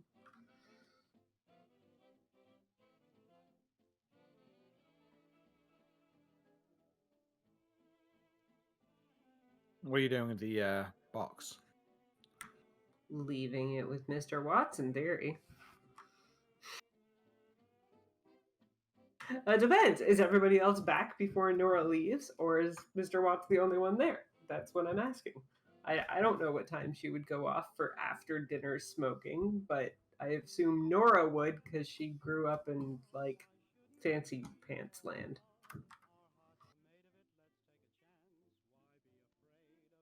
I'm happy to stay in your room. Look at the box. Yeah, I guess it's basically it's up to you. Like, I would guess you'd probably head out like 7:30, 8 o'clock. yeah, she will head out at that point. I don't know if anybody else will be back by then. Sorry, yes, presumably they went to dinner relatively early. They probably would have come back near that time before you leave. Okay, so then Nora will get some kind of update on what people learned before she heads off. Yes, sorry. You didn't quickly. Right. So switching over to Nora, who is on her way out to meet with Mrs. Hastings. You put on your finest suit and make your way to the upper level, heading towards the smoking lounge. Anything you're looking for or want to do on the way there? I'll just keep an eye out for any of the particular characters that we are aware of on the boat so far. Like notable people like the captain or the purser, as well as the less savory types. Just want to add before Mike does any funny business later on is that I would do my best to block the door with any of the furniture in the room. Being All right, super paranoid. It's 9:45. This is probably a good little place in terms of the segue to take a quick break. All right, we're back, and Nora's going on a date. So you approach the smoking lounge, which you have not yet been to. A waft of the smell of the various tobacco products is coming out and down the hall, as you might expect. A tall, severe-looking man in a waistcoat is standing outside with his arms behind his back. Nora will do her best to exude an aura of confidence and give him a curt nod as she heads through the door. He does nothing to stop you. He looks at you with one eyebrow raised and watches you walk straight in. Cool. A little taken aback that she was not questioned or anything. She'll sort of stop inside the room and glance around for Mrs. Hastings.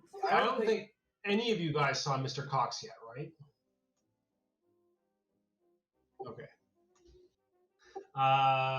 So entering the room, you see on the outskirts of the room many men, most of which in the midst of discussion, but some stairs in the direction of the center of the room, in which the middle table in the broken out smoking lounge, sitting square on the far side of the carpeted floor, with 2 or 3 easy chairs surrounding it, 2 of which remain empty, and one of which has a clad all in white in a what's the word for it?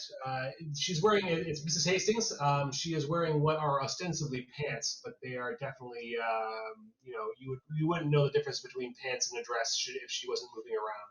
Oh yes, okay. There's a word for this. A walking skirt, maybe. Yeah, I guess. Something like that. But yeah, no. Bernadette Banner 100% makes a pair of these on her channel at some point. Yes, I know what you mean.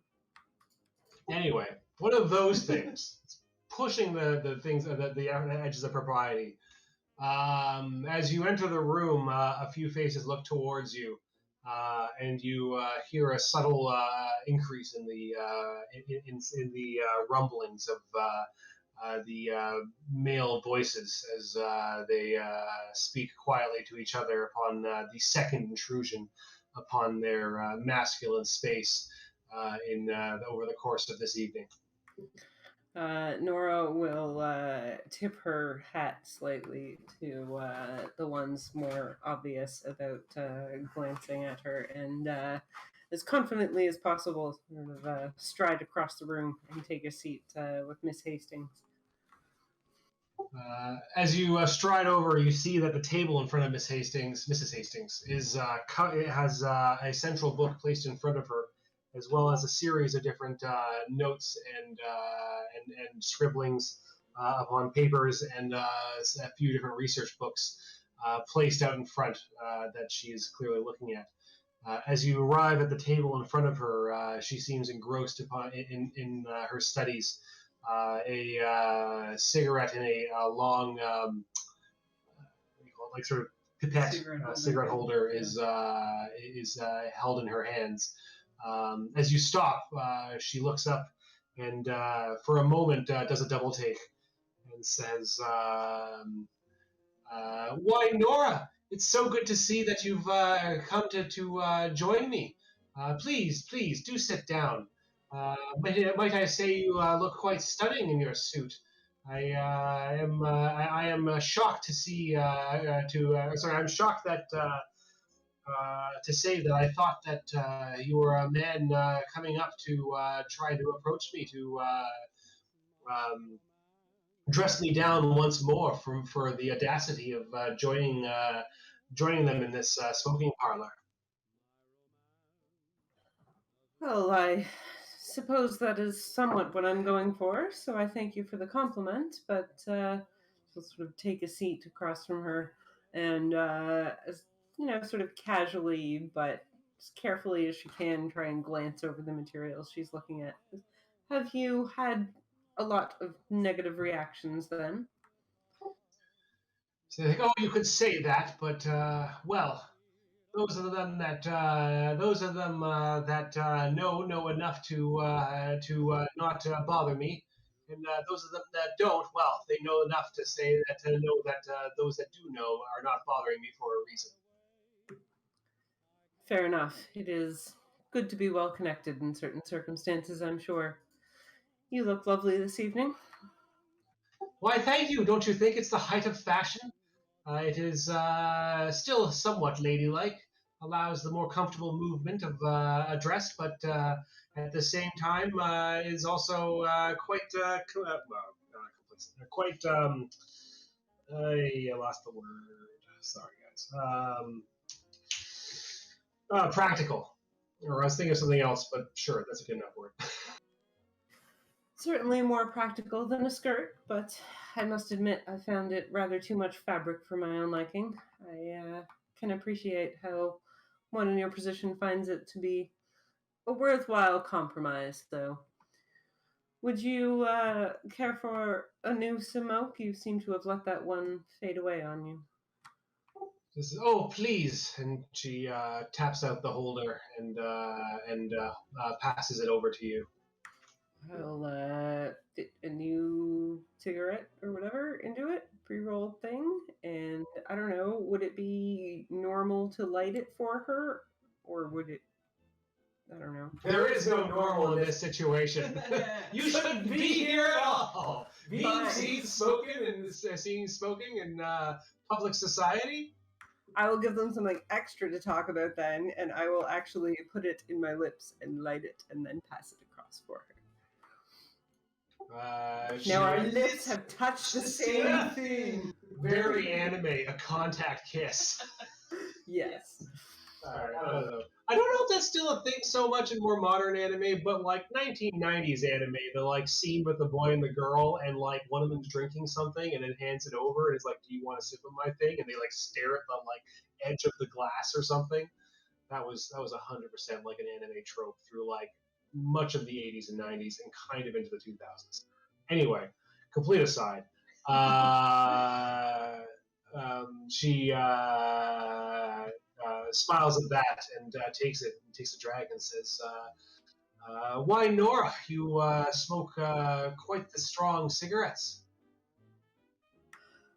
I prefer it that way myself. Why smoke 3 when you can get by with 1? But it's not for everyone. I'm glad you like it. This is different, but it will certainly do.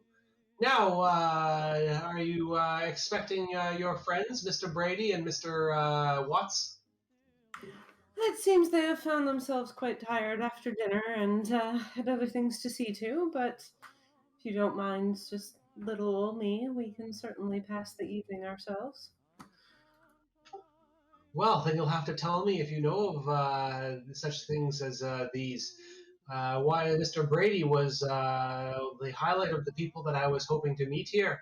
But at the same time, it seems that Mr. Watts is particularly enthusiastic about such studies. Well, indeed, it has been his passion for most of his life, I would imagine, but he has had interesting experiences. I can't blame him for his predisposition to these investigations. You seem rather interested in them yourself. I'll sort of gesture at the notes and books in front of us. What are you studying here? Before you get to that, give me an education roll. Oh, yeah, I don't think I've got to use that much. She's good at that. Well, a hard success is actually what I was looking for. 90? Yeah, Nora is very highly educated. Nora is so educated. I mean, technically, she comes from an upper crust family. She just didn't really go that way. So, with a 90, as you're sitting there looking at her, and the note and the particular thing that she has said about people who knew not to bother her, you realize that this is somebody who is going by an assumed name, and she is not, in fact, Ada Hastings, but is actually the Lady Patricia Ramsay, formerly the Princess Patricia of Connaught. She is the cousin to King George V. Fancy schmancy. All right, I will glance her over and continue the question about what she's studying, but kind of file that away to mention to Mr. Watts and Mr. Brady, who probably know who she is. Yes, everyone probably would, but yeah, make a note to myself to mention that to people. Yeah, I mean, she's somebody who would be well known by name in educated circles, but probably not somebody who you would have, many people would have seen a picture of. Right. Would she be particularly well known for any, certain type of study or field or something? No, basically, she's a woman of leisure. She is well connected. She's part of the royal family. And otherwise, though, has, relatively speaking, kept a low profile. She's somebody pretty important. She's a princess, but, she's not, next to land throne. Okay. So, looking over the books, yes, give me, an occult roll. Less good at that, but sure. Where is that? Here we go. 5. Cool. You can't really make heads or tails of what she has in front of her, other than that it clearly is a item of some age, and beyond that, what will be sort of the fall back there? Well, let me take a look. Let's just see what kind of stuff you do know, in case there's something that really fits in otherwise.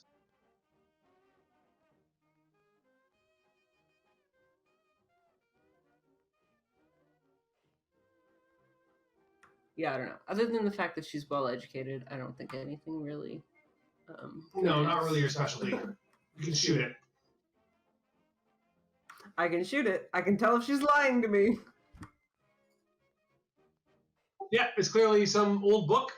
Has some unusual writings in it, and she clearly is carefully studying it. Can I tell at least enough to be somewhat sure, or this might be the book that Watts is looking for, or is it clearly newer than that or something? Or I have no idea. Yeah, I'd say you just don't know. You could ask her, but. Well, yes. Back to as I was asking. I have to time my unmuting of myself for when he's blowing his nose. Yes, I will sort of gesture at the books in front of him. Seems you are engrossed in your studies even now. What are you looking at? Can I assist? I am, by trade, a private investigator. I'm pretty good at putting clues together. Oh, this is not so much an investigation as a pure academic study. Well, maybe not so academic if I can make some inroads in it. It was one of the things that I had hoped to have the assistance of Mr. Brady, the established professor that he is, and maybe some hope that Mr. Watts might even be of some assistance. His tall tales certainly make it sound like he knows something of these things. See this page here. Why, it's going into some details around the preparations for the spell that would call upon the children of the deep, asking them whether, I can't quite make this out, maybe to come and visit or to speak. How they would speak without being here, I am not exactly sure, though. Interesting. That does seem to be up Mr. Watts' alley. He is quite knowledgeable about such things. I sort of glance at the paper that she's indicating specifically. Does it look at all like any of the spell-related stuff that our witch friend had? I would say without a roll, having already done an occult roll, in purely just straight up loosely speaking your own vibe check, yes.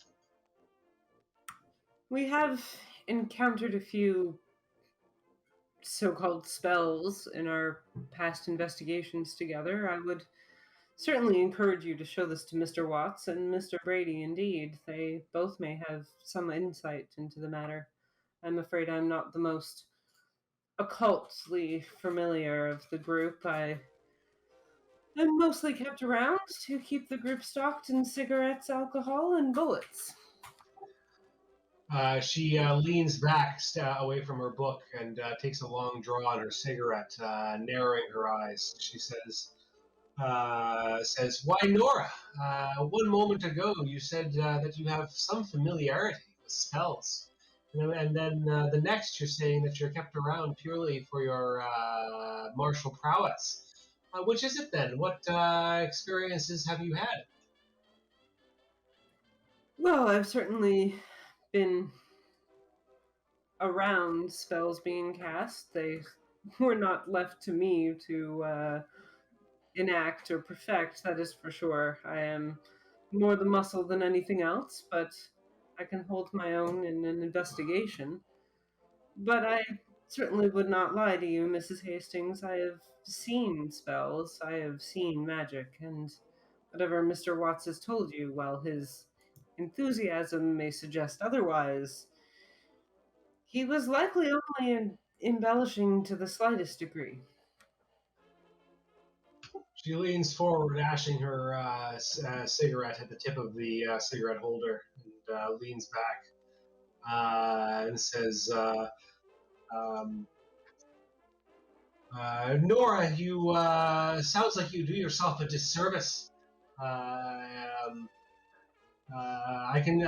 would wager that one such as you is not kept around purely for such purposes. If you've been in a position to truly see an actual performance of magic, not the paltry tricks done by the stage performers, then you have experiences that go well beyond that of the average person."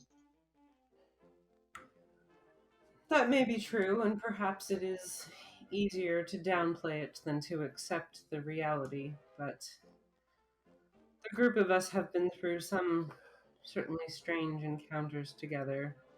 A being not of this plane that was wreaking havoc. It was banished through the powers of a witch we encountered back in Arkham, but I am not well equipped to explain to you the details of the situation, only that there was much preparation involved and a good degree of danger.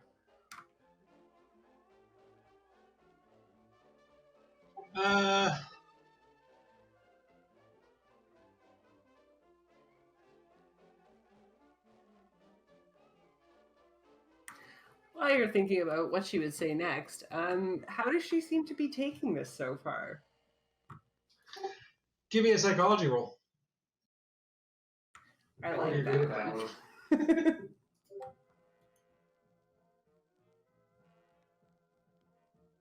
Damn it, Dan!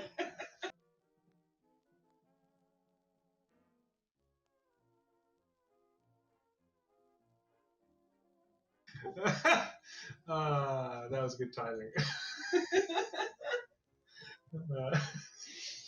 It was not the A psychology. bit of rose to her cheeks, a bit of a flush. Um, Uncrosses and recrosses her legs suggestively. Jesus, what was that movie? Anyway, the famous like leg crossing scene with it's like a bunch of detectives all like Cruel Intentions. I think so. I think you're thinking of Sarah Michelle Gellar being No, Michelle Pfeiffer. Michelle Pfeiffer, yeah, not Michelle Gellar. Yeah, Cruel Intentions with Sarah Michelle Gellar. Really? Yeah, it's the wrong movie. No, this is Michelle Pfeiffer. That is the movie where like she's being questioned by a bunch of the. Oh shit! Yeah, what was that? Anyway, whatever. Anyway, Not you know what I'm talking about. It's a famous scene. Anyway, that is not what it's Basic Instinct. Basic Instinct. Ah. feel like that's kind of Cruel Intentions, Basic Instinct. There's like a vibe. Yeah, pretty much. Anyway. Okay. Anyway, you psychology checker. Hold on.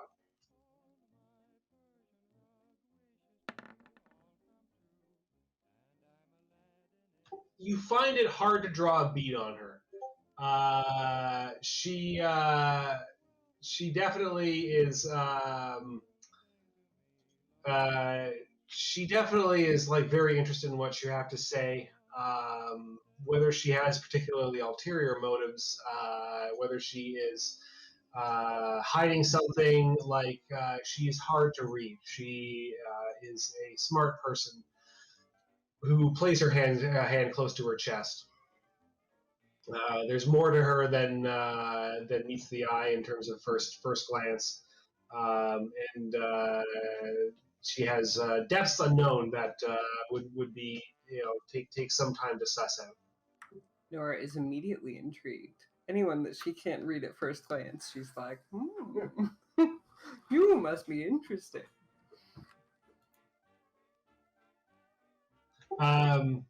Sorry, so she responds, what were you saying before? Yeah, you had said to her about seeing the witch, etc. Yes. So I had mentioned that something was coming from another plane and the witch chased it away, basically. Does she have any kind of like beverage? What would be the situation? Because I know there's no alcohol, which is so weird in a smoking room. There should be whiskey, but like, what do these people? Coffee. Basically, by and large, it's I would say it's coffee or otherwise just like I think it's probably like just water, maybe tea. Well, if she has some kind of coffee or teacup or something already, Nora will sort of surreptitiously half pull a flask out of her pocket and like cock it and sort of raise an eyebrow, like, "Do you want some?" type thing. She'll look at you and raise an eyebrow back and say, it's like, well, we'll need to get you a beverage. And she looks across and snaps her fingers. And a server comes over and says, yes, what is it? Coffee or tea? Which would you prefer, Ada? He's like, why, it's getting late. I'll take a tisane. The same for me, then. Thank you. He nods and scurries away. It'll be a few moments for him to come back. Mrs. Hastings turns back to you and says, like, then if it's true that you've truly seen actual feats of magic, is the same to be said for the rest of your crew? Most of them, certainly. I cannot vouch personally for Mr. Draper. I've only recently met him, but he seems to have some knowledge of these types of things. But the rest of them were there with me when we fought off the extraplanar creature, whatever it was. It was causing quite amount of havoc and had already killed more than one person when we banished it back to where it was meant to be. It's truly an exceptional experience. I've had some unusual experiences of my own, but nothing so so intense as the summoning and banishment of a being of an extra material plane.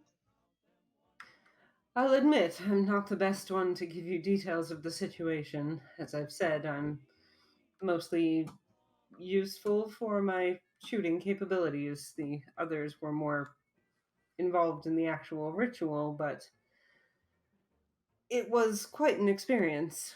One I'm not eager to repeat, I'll admit, but certainly something unusual not everyone can claim to have seen. And your sanity, it remains quite intact then. Intact enough for now, I suppose. I have spent some small amount of time in the local Arkham hospital, but I seem to have recovered well enough, at least for now. I'm hoping not to have to return there, but I must admit a certain curiosity. It is hard to walk away from such mysteries once you have uncovered them. As the busboy scurries back over carrying 2 fresh teas, we will cut back over to the rest of the group. The evening draws on. What would you guys like to be doing? Probably would try to get Watts to go with me, or Benjamin to go with me to visit that lady that saw the fish person. Probably before it gets too late, so it wouldn't be improper. Yeah, it's not super late yet. Like it was 7:30, 8 o'clock when Miss Baker went off to go and see to Mrs. Hastings. Miss Lifford. I'm in Nora's room with the artifact or the box, so I wouldn't be leaving that. I can definitely go.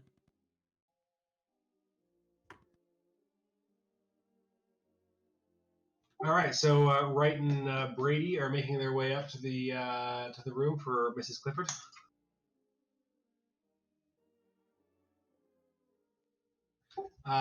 So you exit the room unless there's anything else specifically you want to do. You do have the directions to the room for her on the next level up. There are obviously some people going to and fro in the evening, whether it be to areas like the smoking lounge or the out into the deck to get some fresh air. Some people going for a midnight snack. You don't notice anything particularly suspicious on your way. And you find yourself standing in front of the room for this person who was accosted. Starboard side, second room. That's right, starboard side, second room. You took notes. Aye. I'll give a soft knock at the door. A little bit less creepy than hanging around outside the door until they leave or come to enter. After a few moments, you hear from behind the door a muffled voice that says, "Hello, yes." Is this Mrs. Lifford?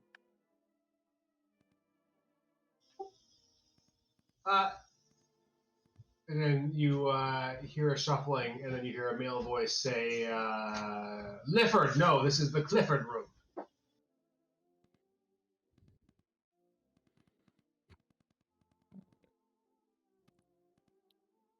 Would you mind having a chat with us, my friend and I? The door opens, and a man stands there, broad-shouldered, with a short cropped beard and shaved head. A woman stands behind him, looking sheepishly away, and he says, "Sir, what would you have of us?" Well, pardon for the late hour, but it's the earliest we could make it up here. Pardon my manners. I'm Mr. Wright, and this is my compatriot. And kind of look at Benjamin to introduce himself. I'll just peek out from the side and wave, and my name is Benjamin Brady. Gentlemen, and what brings you here at this late hour? We heard that there was a commotion the other night, and we'd hope to discuss that with you if it's okay. And he turns around and says, "Have you been speaking with more people?" And the woman says, "No, dear, no, nothing after what happened last night." He turns back to you and says, "Well, what is it that you want? We've already spoken with the crew."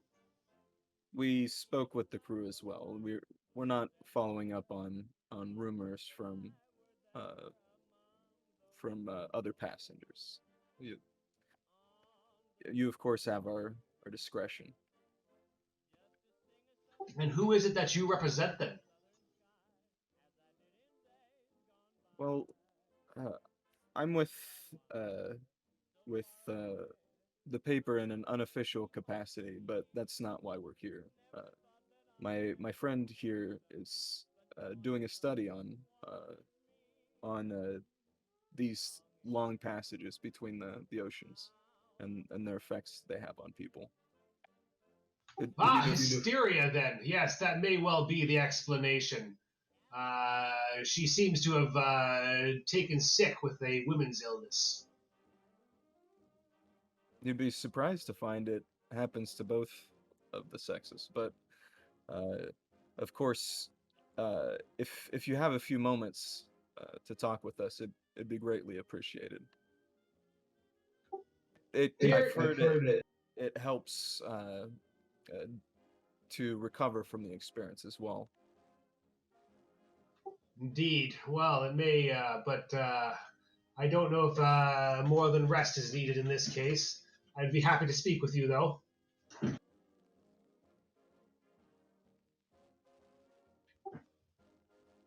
He opens the door and says, like, "Come, you. There's not much room, of course, in these spaces, but we can speak briefly about my wife's, well, imaginings."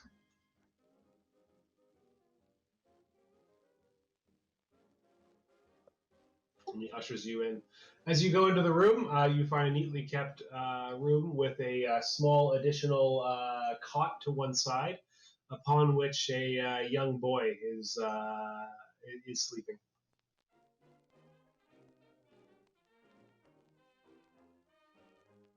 or at least pretends to be, given the commotion. And he says, "Well, yes. Last night, my wife had some histrionics out on the deck. Claims that she saw some mysterious beings. All poppycock, mind you, but certainly possibly the stress of being outside of the familial home. These things happen to women." Were you present at the time? No, I was upstairs in the smoking lounge enjoying a game of cards with a fellow gentleman. Of course.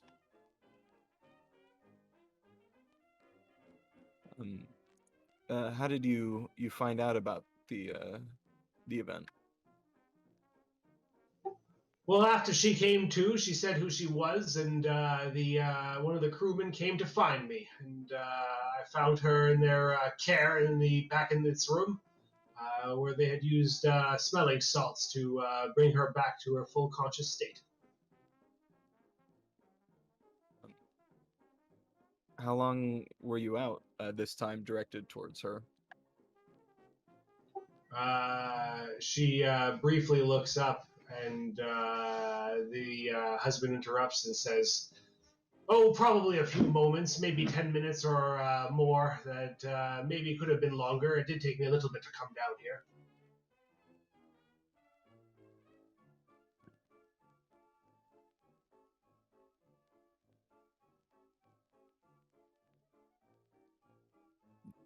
Miss, go ahead. Have you known your wife to have these bouts of hysteria before? Oh, she comes up with crazy ideas now and then, such as educating the lad in the womanly arts, or taking him out for things that are not befitting of a boy such as him. But nothing that has caused her to completely pass out. That I must say. Okay. So no past incidents of passing out. Is this your first voyage? Well, we were out on a boat once when we went on a trip down to Atlantic City, but this is our first voyage that is a true crossing of the Atlantic.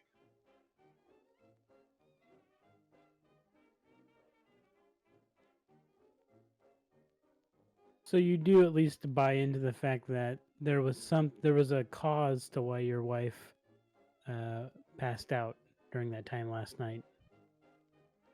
I do not pretend to be an expert on the woman's physique and medical abnormalities, but it does seem within the realm of possibility that this is a normal biological function of the weaker sex. Sorry, Emily in the background was like, Nora's going to shoot this guy.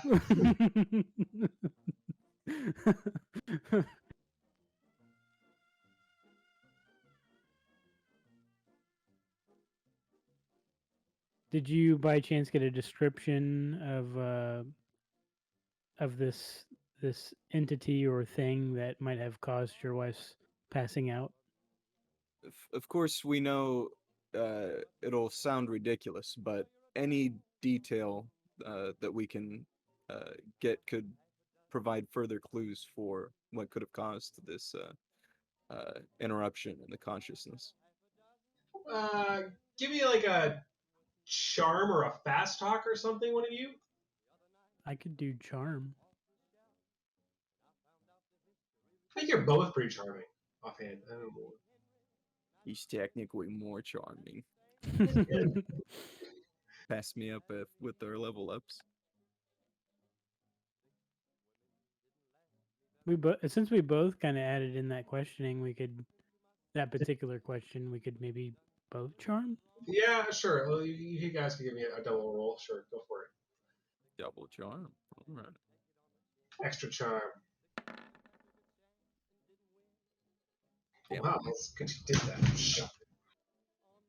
We'll say Wright's like his eyes corner of his eyes starting to twitch with trying to keep up the facade. Playing niceties. Sorry.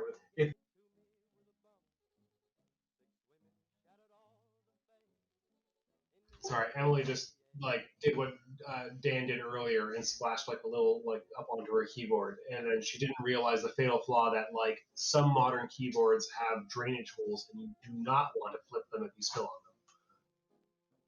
them. Well, she did have, but she had to flip it to look, so we didn't know until she flipped it. Now she would. Whatever. Anyway, it wasn't much. It's fine. Sorry. With your successful charm roll, she pipes up before her husband can cut her off. You're checking if your keyboard has drainage holes? Yes, and it does. Oh, there you go. It's good to know before it's relevant. Yeah, but before it's relevant, check your keyboard. If it has drainage holes, it means do not flip it if you spill, because it will just drain out the bottom as long as you leave it flat. Good to know. Otherwise, it puts the liquid up into the keys and then back down into the slots in between, where it will then actually go into the clicky actual switches or rubber domes or whatever you have. Well, this is cheap $10 garbage from Walmart, so if this has it, I'm sure everybody. Yeah, it's pretty common these days, and it's just usually people don't know. And you're just Mine doesn't have it. 10 years old. Yeah, mine doesn't either. My clicky keys are raised above the actual base of the keyboard. Mm-hmm. Yeah, exactly. So if it's then it depends on the design exactly. How whether it's raised, whether it has a little circular thing around it that keeps it in place. Okay. After that aside, she manages to interrupt her husband and says, "Why, it was truly horrifying, sirs. And I do swear it was not pure hysteria. Whatever my husband may say," and he's like, but she basically talks over him and says, "While I was out taking the air in the evening, little no, I won't get the name wrong. Little Peter here was fast asleep, and I thought, what harm would it be to go out on the deck and take in the beautiful night sky while you can see the stars so well when we're out here in the ocean. And while I was out there, I heard this burbling sound, some kind of strange guttural noise, and I turned, and there's this man standing there, and It looks like he's wearing the uniform of one of the crew members, but his face covered in scales, scales all around his neck, his bulbous form, his mouth downturned far farther than any normal human mouth could possibly turn. His eyes practically protruding from his face, bulbous. It was disgusting. It was like nothing I'd ever seen in my life. And in that moment, I let out a wail, and that was the last thing I remember before I awoke in my cabin. And the husband cuts back in finally and says, "As you can see, clearly she is afflicted by some sort of malady."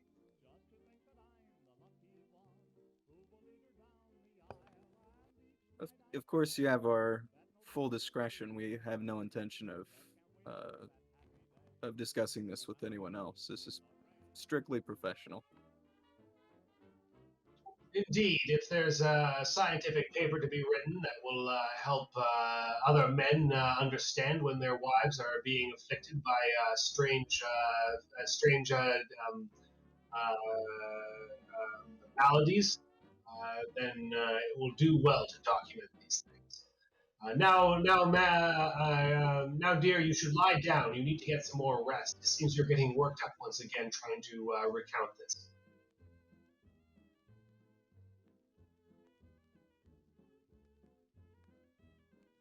Well, I thank you both for your time. It's very helpful. Yes, gentlemen, you should be on your way. It has been a pleasure speaking, and well, I do hope you the best in your future endeavors. As discussed, this is not for the tabloids. I don't want to see my wife's name besmirched. And should you publish it outside of the academic sphere, you will be hearing from my lawyers. Rest assured, you won't. We won't be publishing this. The pleasure is ours. We'll be seeing you. He ushers you expediently out the door. Give me a spot hidden.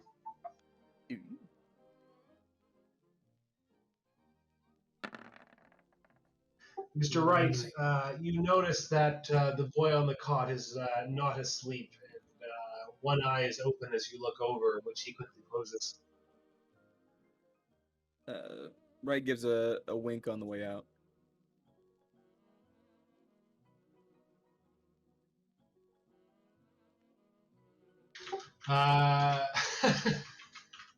His eye is slightly open to catch that.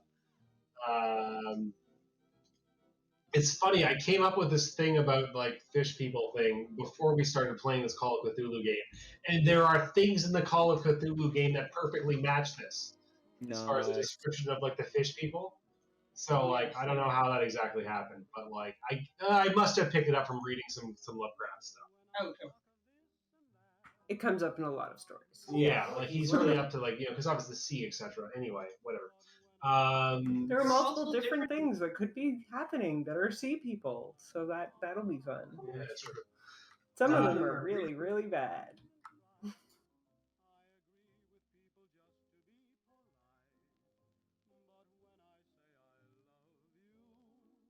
Exiting. All right, so you head back out, and well, it's 10:40. Let's say okay. So first of all, Mr. Watts and Mr. Draper, do you have anything in particular that you want to discuss, etc., in terms of keeping an eye on the artifact and whatever you're doing with your evening while both the other three are doing their things? Well, I'd imagine I wouldn't get back until about the time the other two got back. Yes, you basically would have been there right at that like end point. And I blocked myself in Nora's room when she left. Yeah, you were in charge of watching the actual artifact, right? Yeah.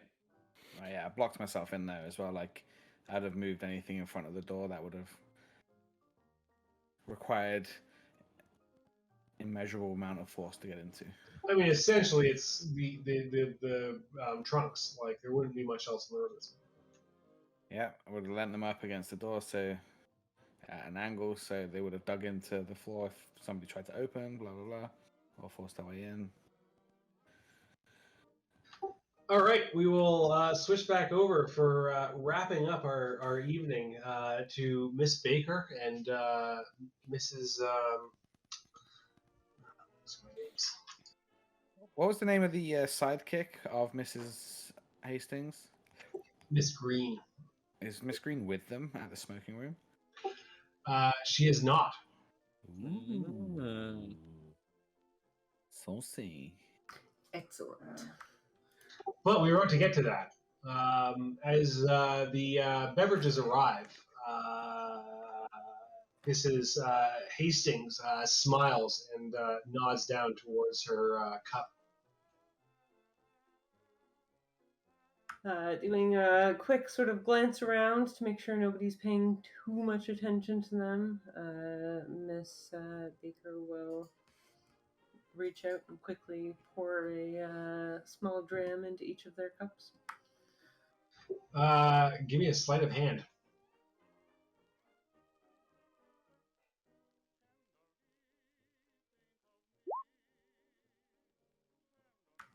Not great. You A lot are of not. people are watching them at this point. Yeah, you're not particularly deft, but nor is anybody particularly going to say anything at this moment, most likely. Mrs. Hastings or Mrs. Ramsey, depending on how you want to talk about it, looks up and, knowing full well that this move has been seen, smiles at you and takes a sip of her drink. And she says, "Tell me, was my butler still standing outside in the hall?" Your butler, I mean, what reason would I have had to pass your rooms? Or you mean just outside here? There certainly was an somewhat intimidating fellow standing guard. Yes, my husband saw to it that I have the company of someone who can ensure my safety, or at least as far as he sees it, staying within my company. But I was able to convince him to not join me in here. He seemed a little embarrassed to be forced into such a situation, considering the impropriety of this. Why, he is a classically trained butler, of course, as well as being quite proficient in the martial arts like yourself. I see, so your husband has not one but two spies employed in your keeping. She laughs at that and says, "Are you referring to Miss Green? Why, she's harmless." Harmless, certainly, on her own, but it does seem that she is likely telling your husband all of your exploits. I'll leave that to Mr. Cox, but I suppose she may report back as well. Fortunately, my husband has many matters to deal with that are far more important than my own trifling dalliances. Then he is not much concerned with how you occupy your time. That is good to know. Leaves you rather free for your studies. Indeed. Unfortunately, it is also a bit of a sadness that I can't have his company more frequently. The two of us are both traveling frequently. And I do say, honestly, Mr. Hastings, she smiles at that, using that name, and say he's a good sport. In fact, honestly, I feel like we would make a good match if we could really find the time to actually be together, such as it is. Oh, why, I had assumed otherwise. I must apologize. I am sorry that you would prefer to spend more time with him and don't have the opportunity. He, I had assumed, given your social status, that perhaps it was not a match made of particularly much similarities or shared interests, but perhaps if you can demonstrate to him your usefulness in ways other than the standard womanly pursuits, you may find more time and interest. She sighs and says, "Like, well, such ideas are not to be." We both have the worlds that we move in, and truth be told, politics bores me. Fair enough. It is a rather frustrating pursuit in my experience. I can't much be bothered with it. Sort of glances down at her own clothing. But I suppose that's not a surprise given my current situation. You are far more likely to be able to run for office back in the United States than you are back in Great Britain. Could you imagine a woman, a member of Parliament? Something I will hope will change within our lifetimes, but who knows? It is a complicated world. But you, certainly, with your connections, Ada, you could see about changes if you so desired, subtly and with the right pressure. It's true, and the women's suffrage movement does seem to be picking up steam. I fear, though, that it might be many years yet before we have the right to vote. But certainly someone with your power and influence, Miss Ramsey. I'm sorry, Ada. You could facilitate the movement. It's like, if you're to use my correct name, my dear, you should use the correct title as well. Fair enough. But for now, Ada will do. As you wish, my lady. Do you require another cigarette, or shall we perhaps continue this conversation in more private establishment? We seem to have had the desired effect here, and I am curious about these books you have mentioned to Mr. Watts.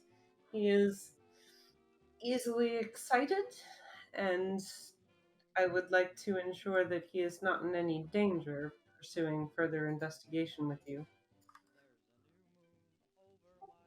Indeed, I do want to. I am hoping that as we travel across the Atlantic and approach, well, what this book seems to indicate is maybe a place of power, place of confluence that will be in the in the optimal position to be able to try and call upon the beings that it refers to. Well, your friends might be instrumental in being able to make that happen if half of what you say is true. I can tell you at least half of what I say is true, but we can leave that to your distinguished interpretation at some point. I'm sure you are well equipped to decide for yourself what is truth and what is not. She finishes off her drink and gathers up the book and a couple of the sheets, leaving many of the reference books on the table. And says, well, shall we catch some night air before we retire? And stands up, gesturing her arm towards you. Indeed, that sounds like a lovely end to a perfect evening. She'll sort of link her arm and taking the masculine sort of position and leading her towards the door. We certainly are giving them something to remember. She says, indeed, that's just the idea. Now let's make our way out. Cox will deal with the remaining books. And she strides out, and on exiting the room, she says, Cox, please see to it that the rest of the reference materials are collected and deposited back into the room. And you hear him say, yes, my lady, and turn and enter into the smoking lounge behind him. A riotous grumbling erupting as you exit the room. Nice. Okay, so 2 questions, I guess, at this point. One is like, what does this butler actually seem to feel towards his lady? Like, is he protective? Is he kind of disgruntled? Like, what's his overall opinion and sort of attitude towards her? And 2, like the general sentiment of the room we left behind, is it more like angry or kind of amused, but like, oh my god, what are they doing? Type. I will say that you have no chance of reading the butler. You can give me a psychology roll for reading the room. I have a 93 and no chance of reading the butler. That is terrifying. In the small space of time that you're referencing to. Okay. In terms of having an opportunity to interact with him, I will say there is might possibly an opportunity for that. With a hard success on reading the room, it's a little bit of a mix. Obviously, that you are coming from America with many Americans who are traveling to England who are from New York City. Where obviously the boundaries of propriety are being pushed at this point in time, largely thanks to prohibition, which really fucked everything up in terms of propriety. Because it's like, well, now like drinking establishments aren't legal places; they're now illegal, and both men and women like drinking. And now these are places where it's like, hey, let's wear like slutty costumes and like act out in public because like we're not really in public; we're somewhere illegal. So like that had a serious effect on like the particularly like metropolitan population. I was looking it up, and like gay stuff became like particularly common in the 1920s because they were like, meh, prohibition, we're just gonna do our shit. So yeah. So from that perspective, it's a mixed bag. You do have some people who are like old world money who are traveling like to England, who are definitely pissed off about the situation and do not like seeing you there. But by the fact that you are with somebody who is recognized by at least some as literal royalty, that basically she can do what she wants, and what are you going to do about it? Whereas, anybody, and then the other people who are taking social cues from the people who understand are not following suit, or are following suit. Beyond that, though, yeah, like essentially, some people think this is hilarious. Some people think this is absolutely terrible. But ultimately, they can't do anything about it. So, like, definitely a mixed bag. Okay, but there doesn't seem to be any particularly like violent attitudes at the moment. No, violence would be a little bit beyond the pale. Particularly given that anybody with more traditional attitudes would also be find violence towards women abhorrent. Maybe they think that one or the other of you should have the husband keep them in line, but like that's not exactly like a violent reaction. One of the few ways in which the 1920s was more enlightened. Okay, cool. As far as leaving the room and the butler going back in to grab the stuff, Nora will try and sort of surreptitiously, like, not super surreptitiously, but just very casually kind of like pass him a, I don't know, reasonable sort of tip in this situation. Just be like, trying to the butler? Yeah, just like try and keep him like somewhat happy and like give him a nod. I don't know, maybe give him some smokes or something. Whatever would seem like a nice gesture and not like condescending.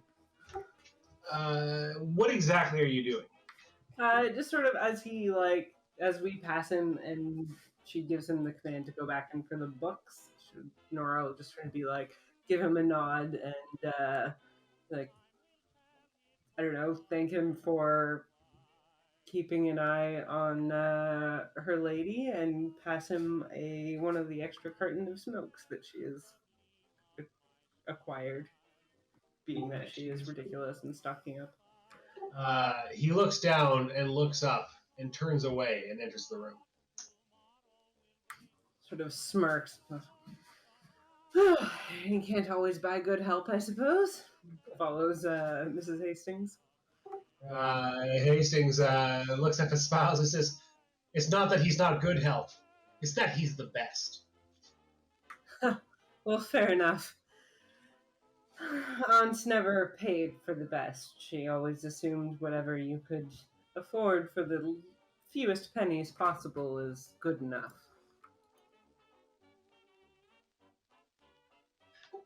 Good enough was, not the tradition in my family, but here we are, and I have him tethered to my hip virtually.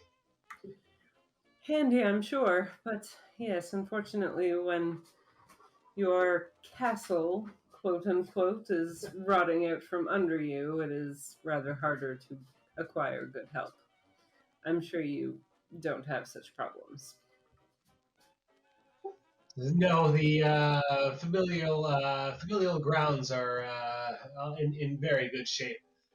Maybe you'll have an opportunity to visit when we reach reach England.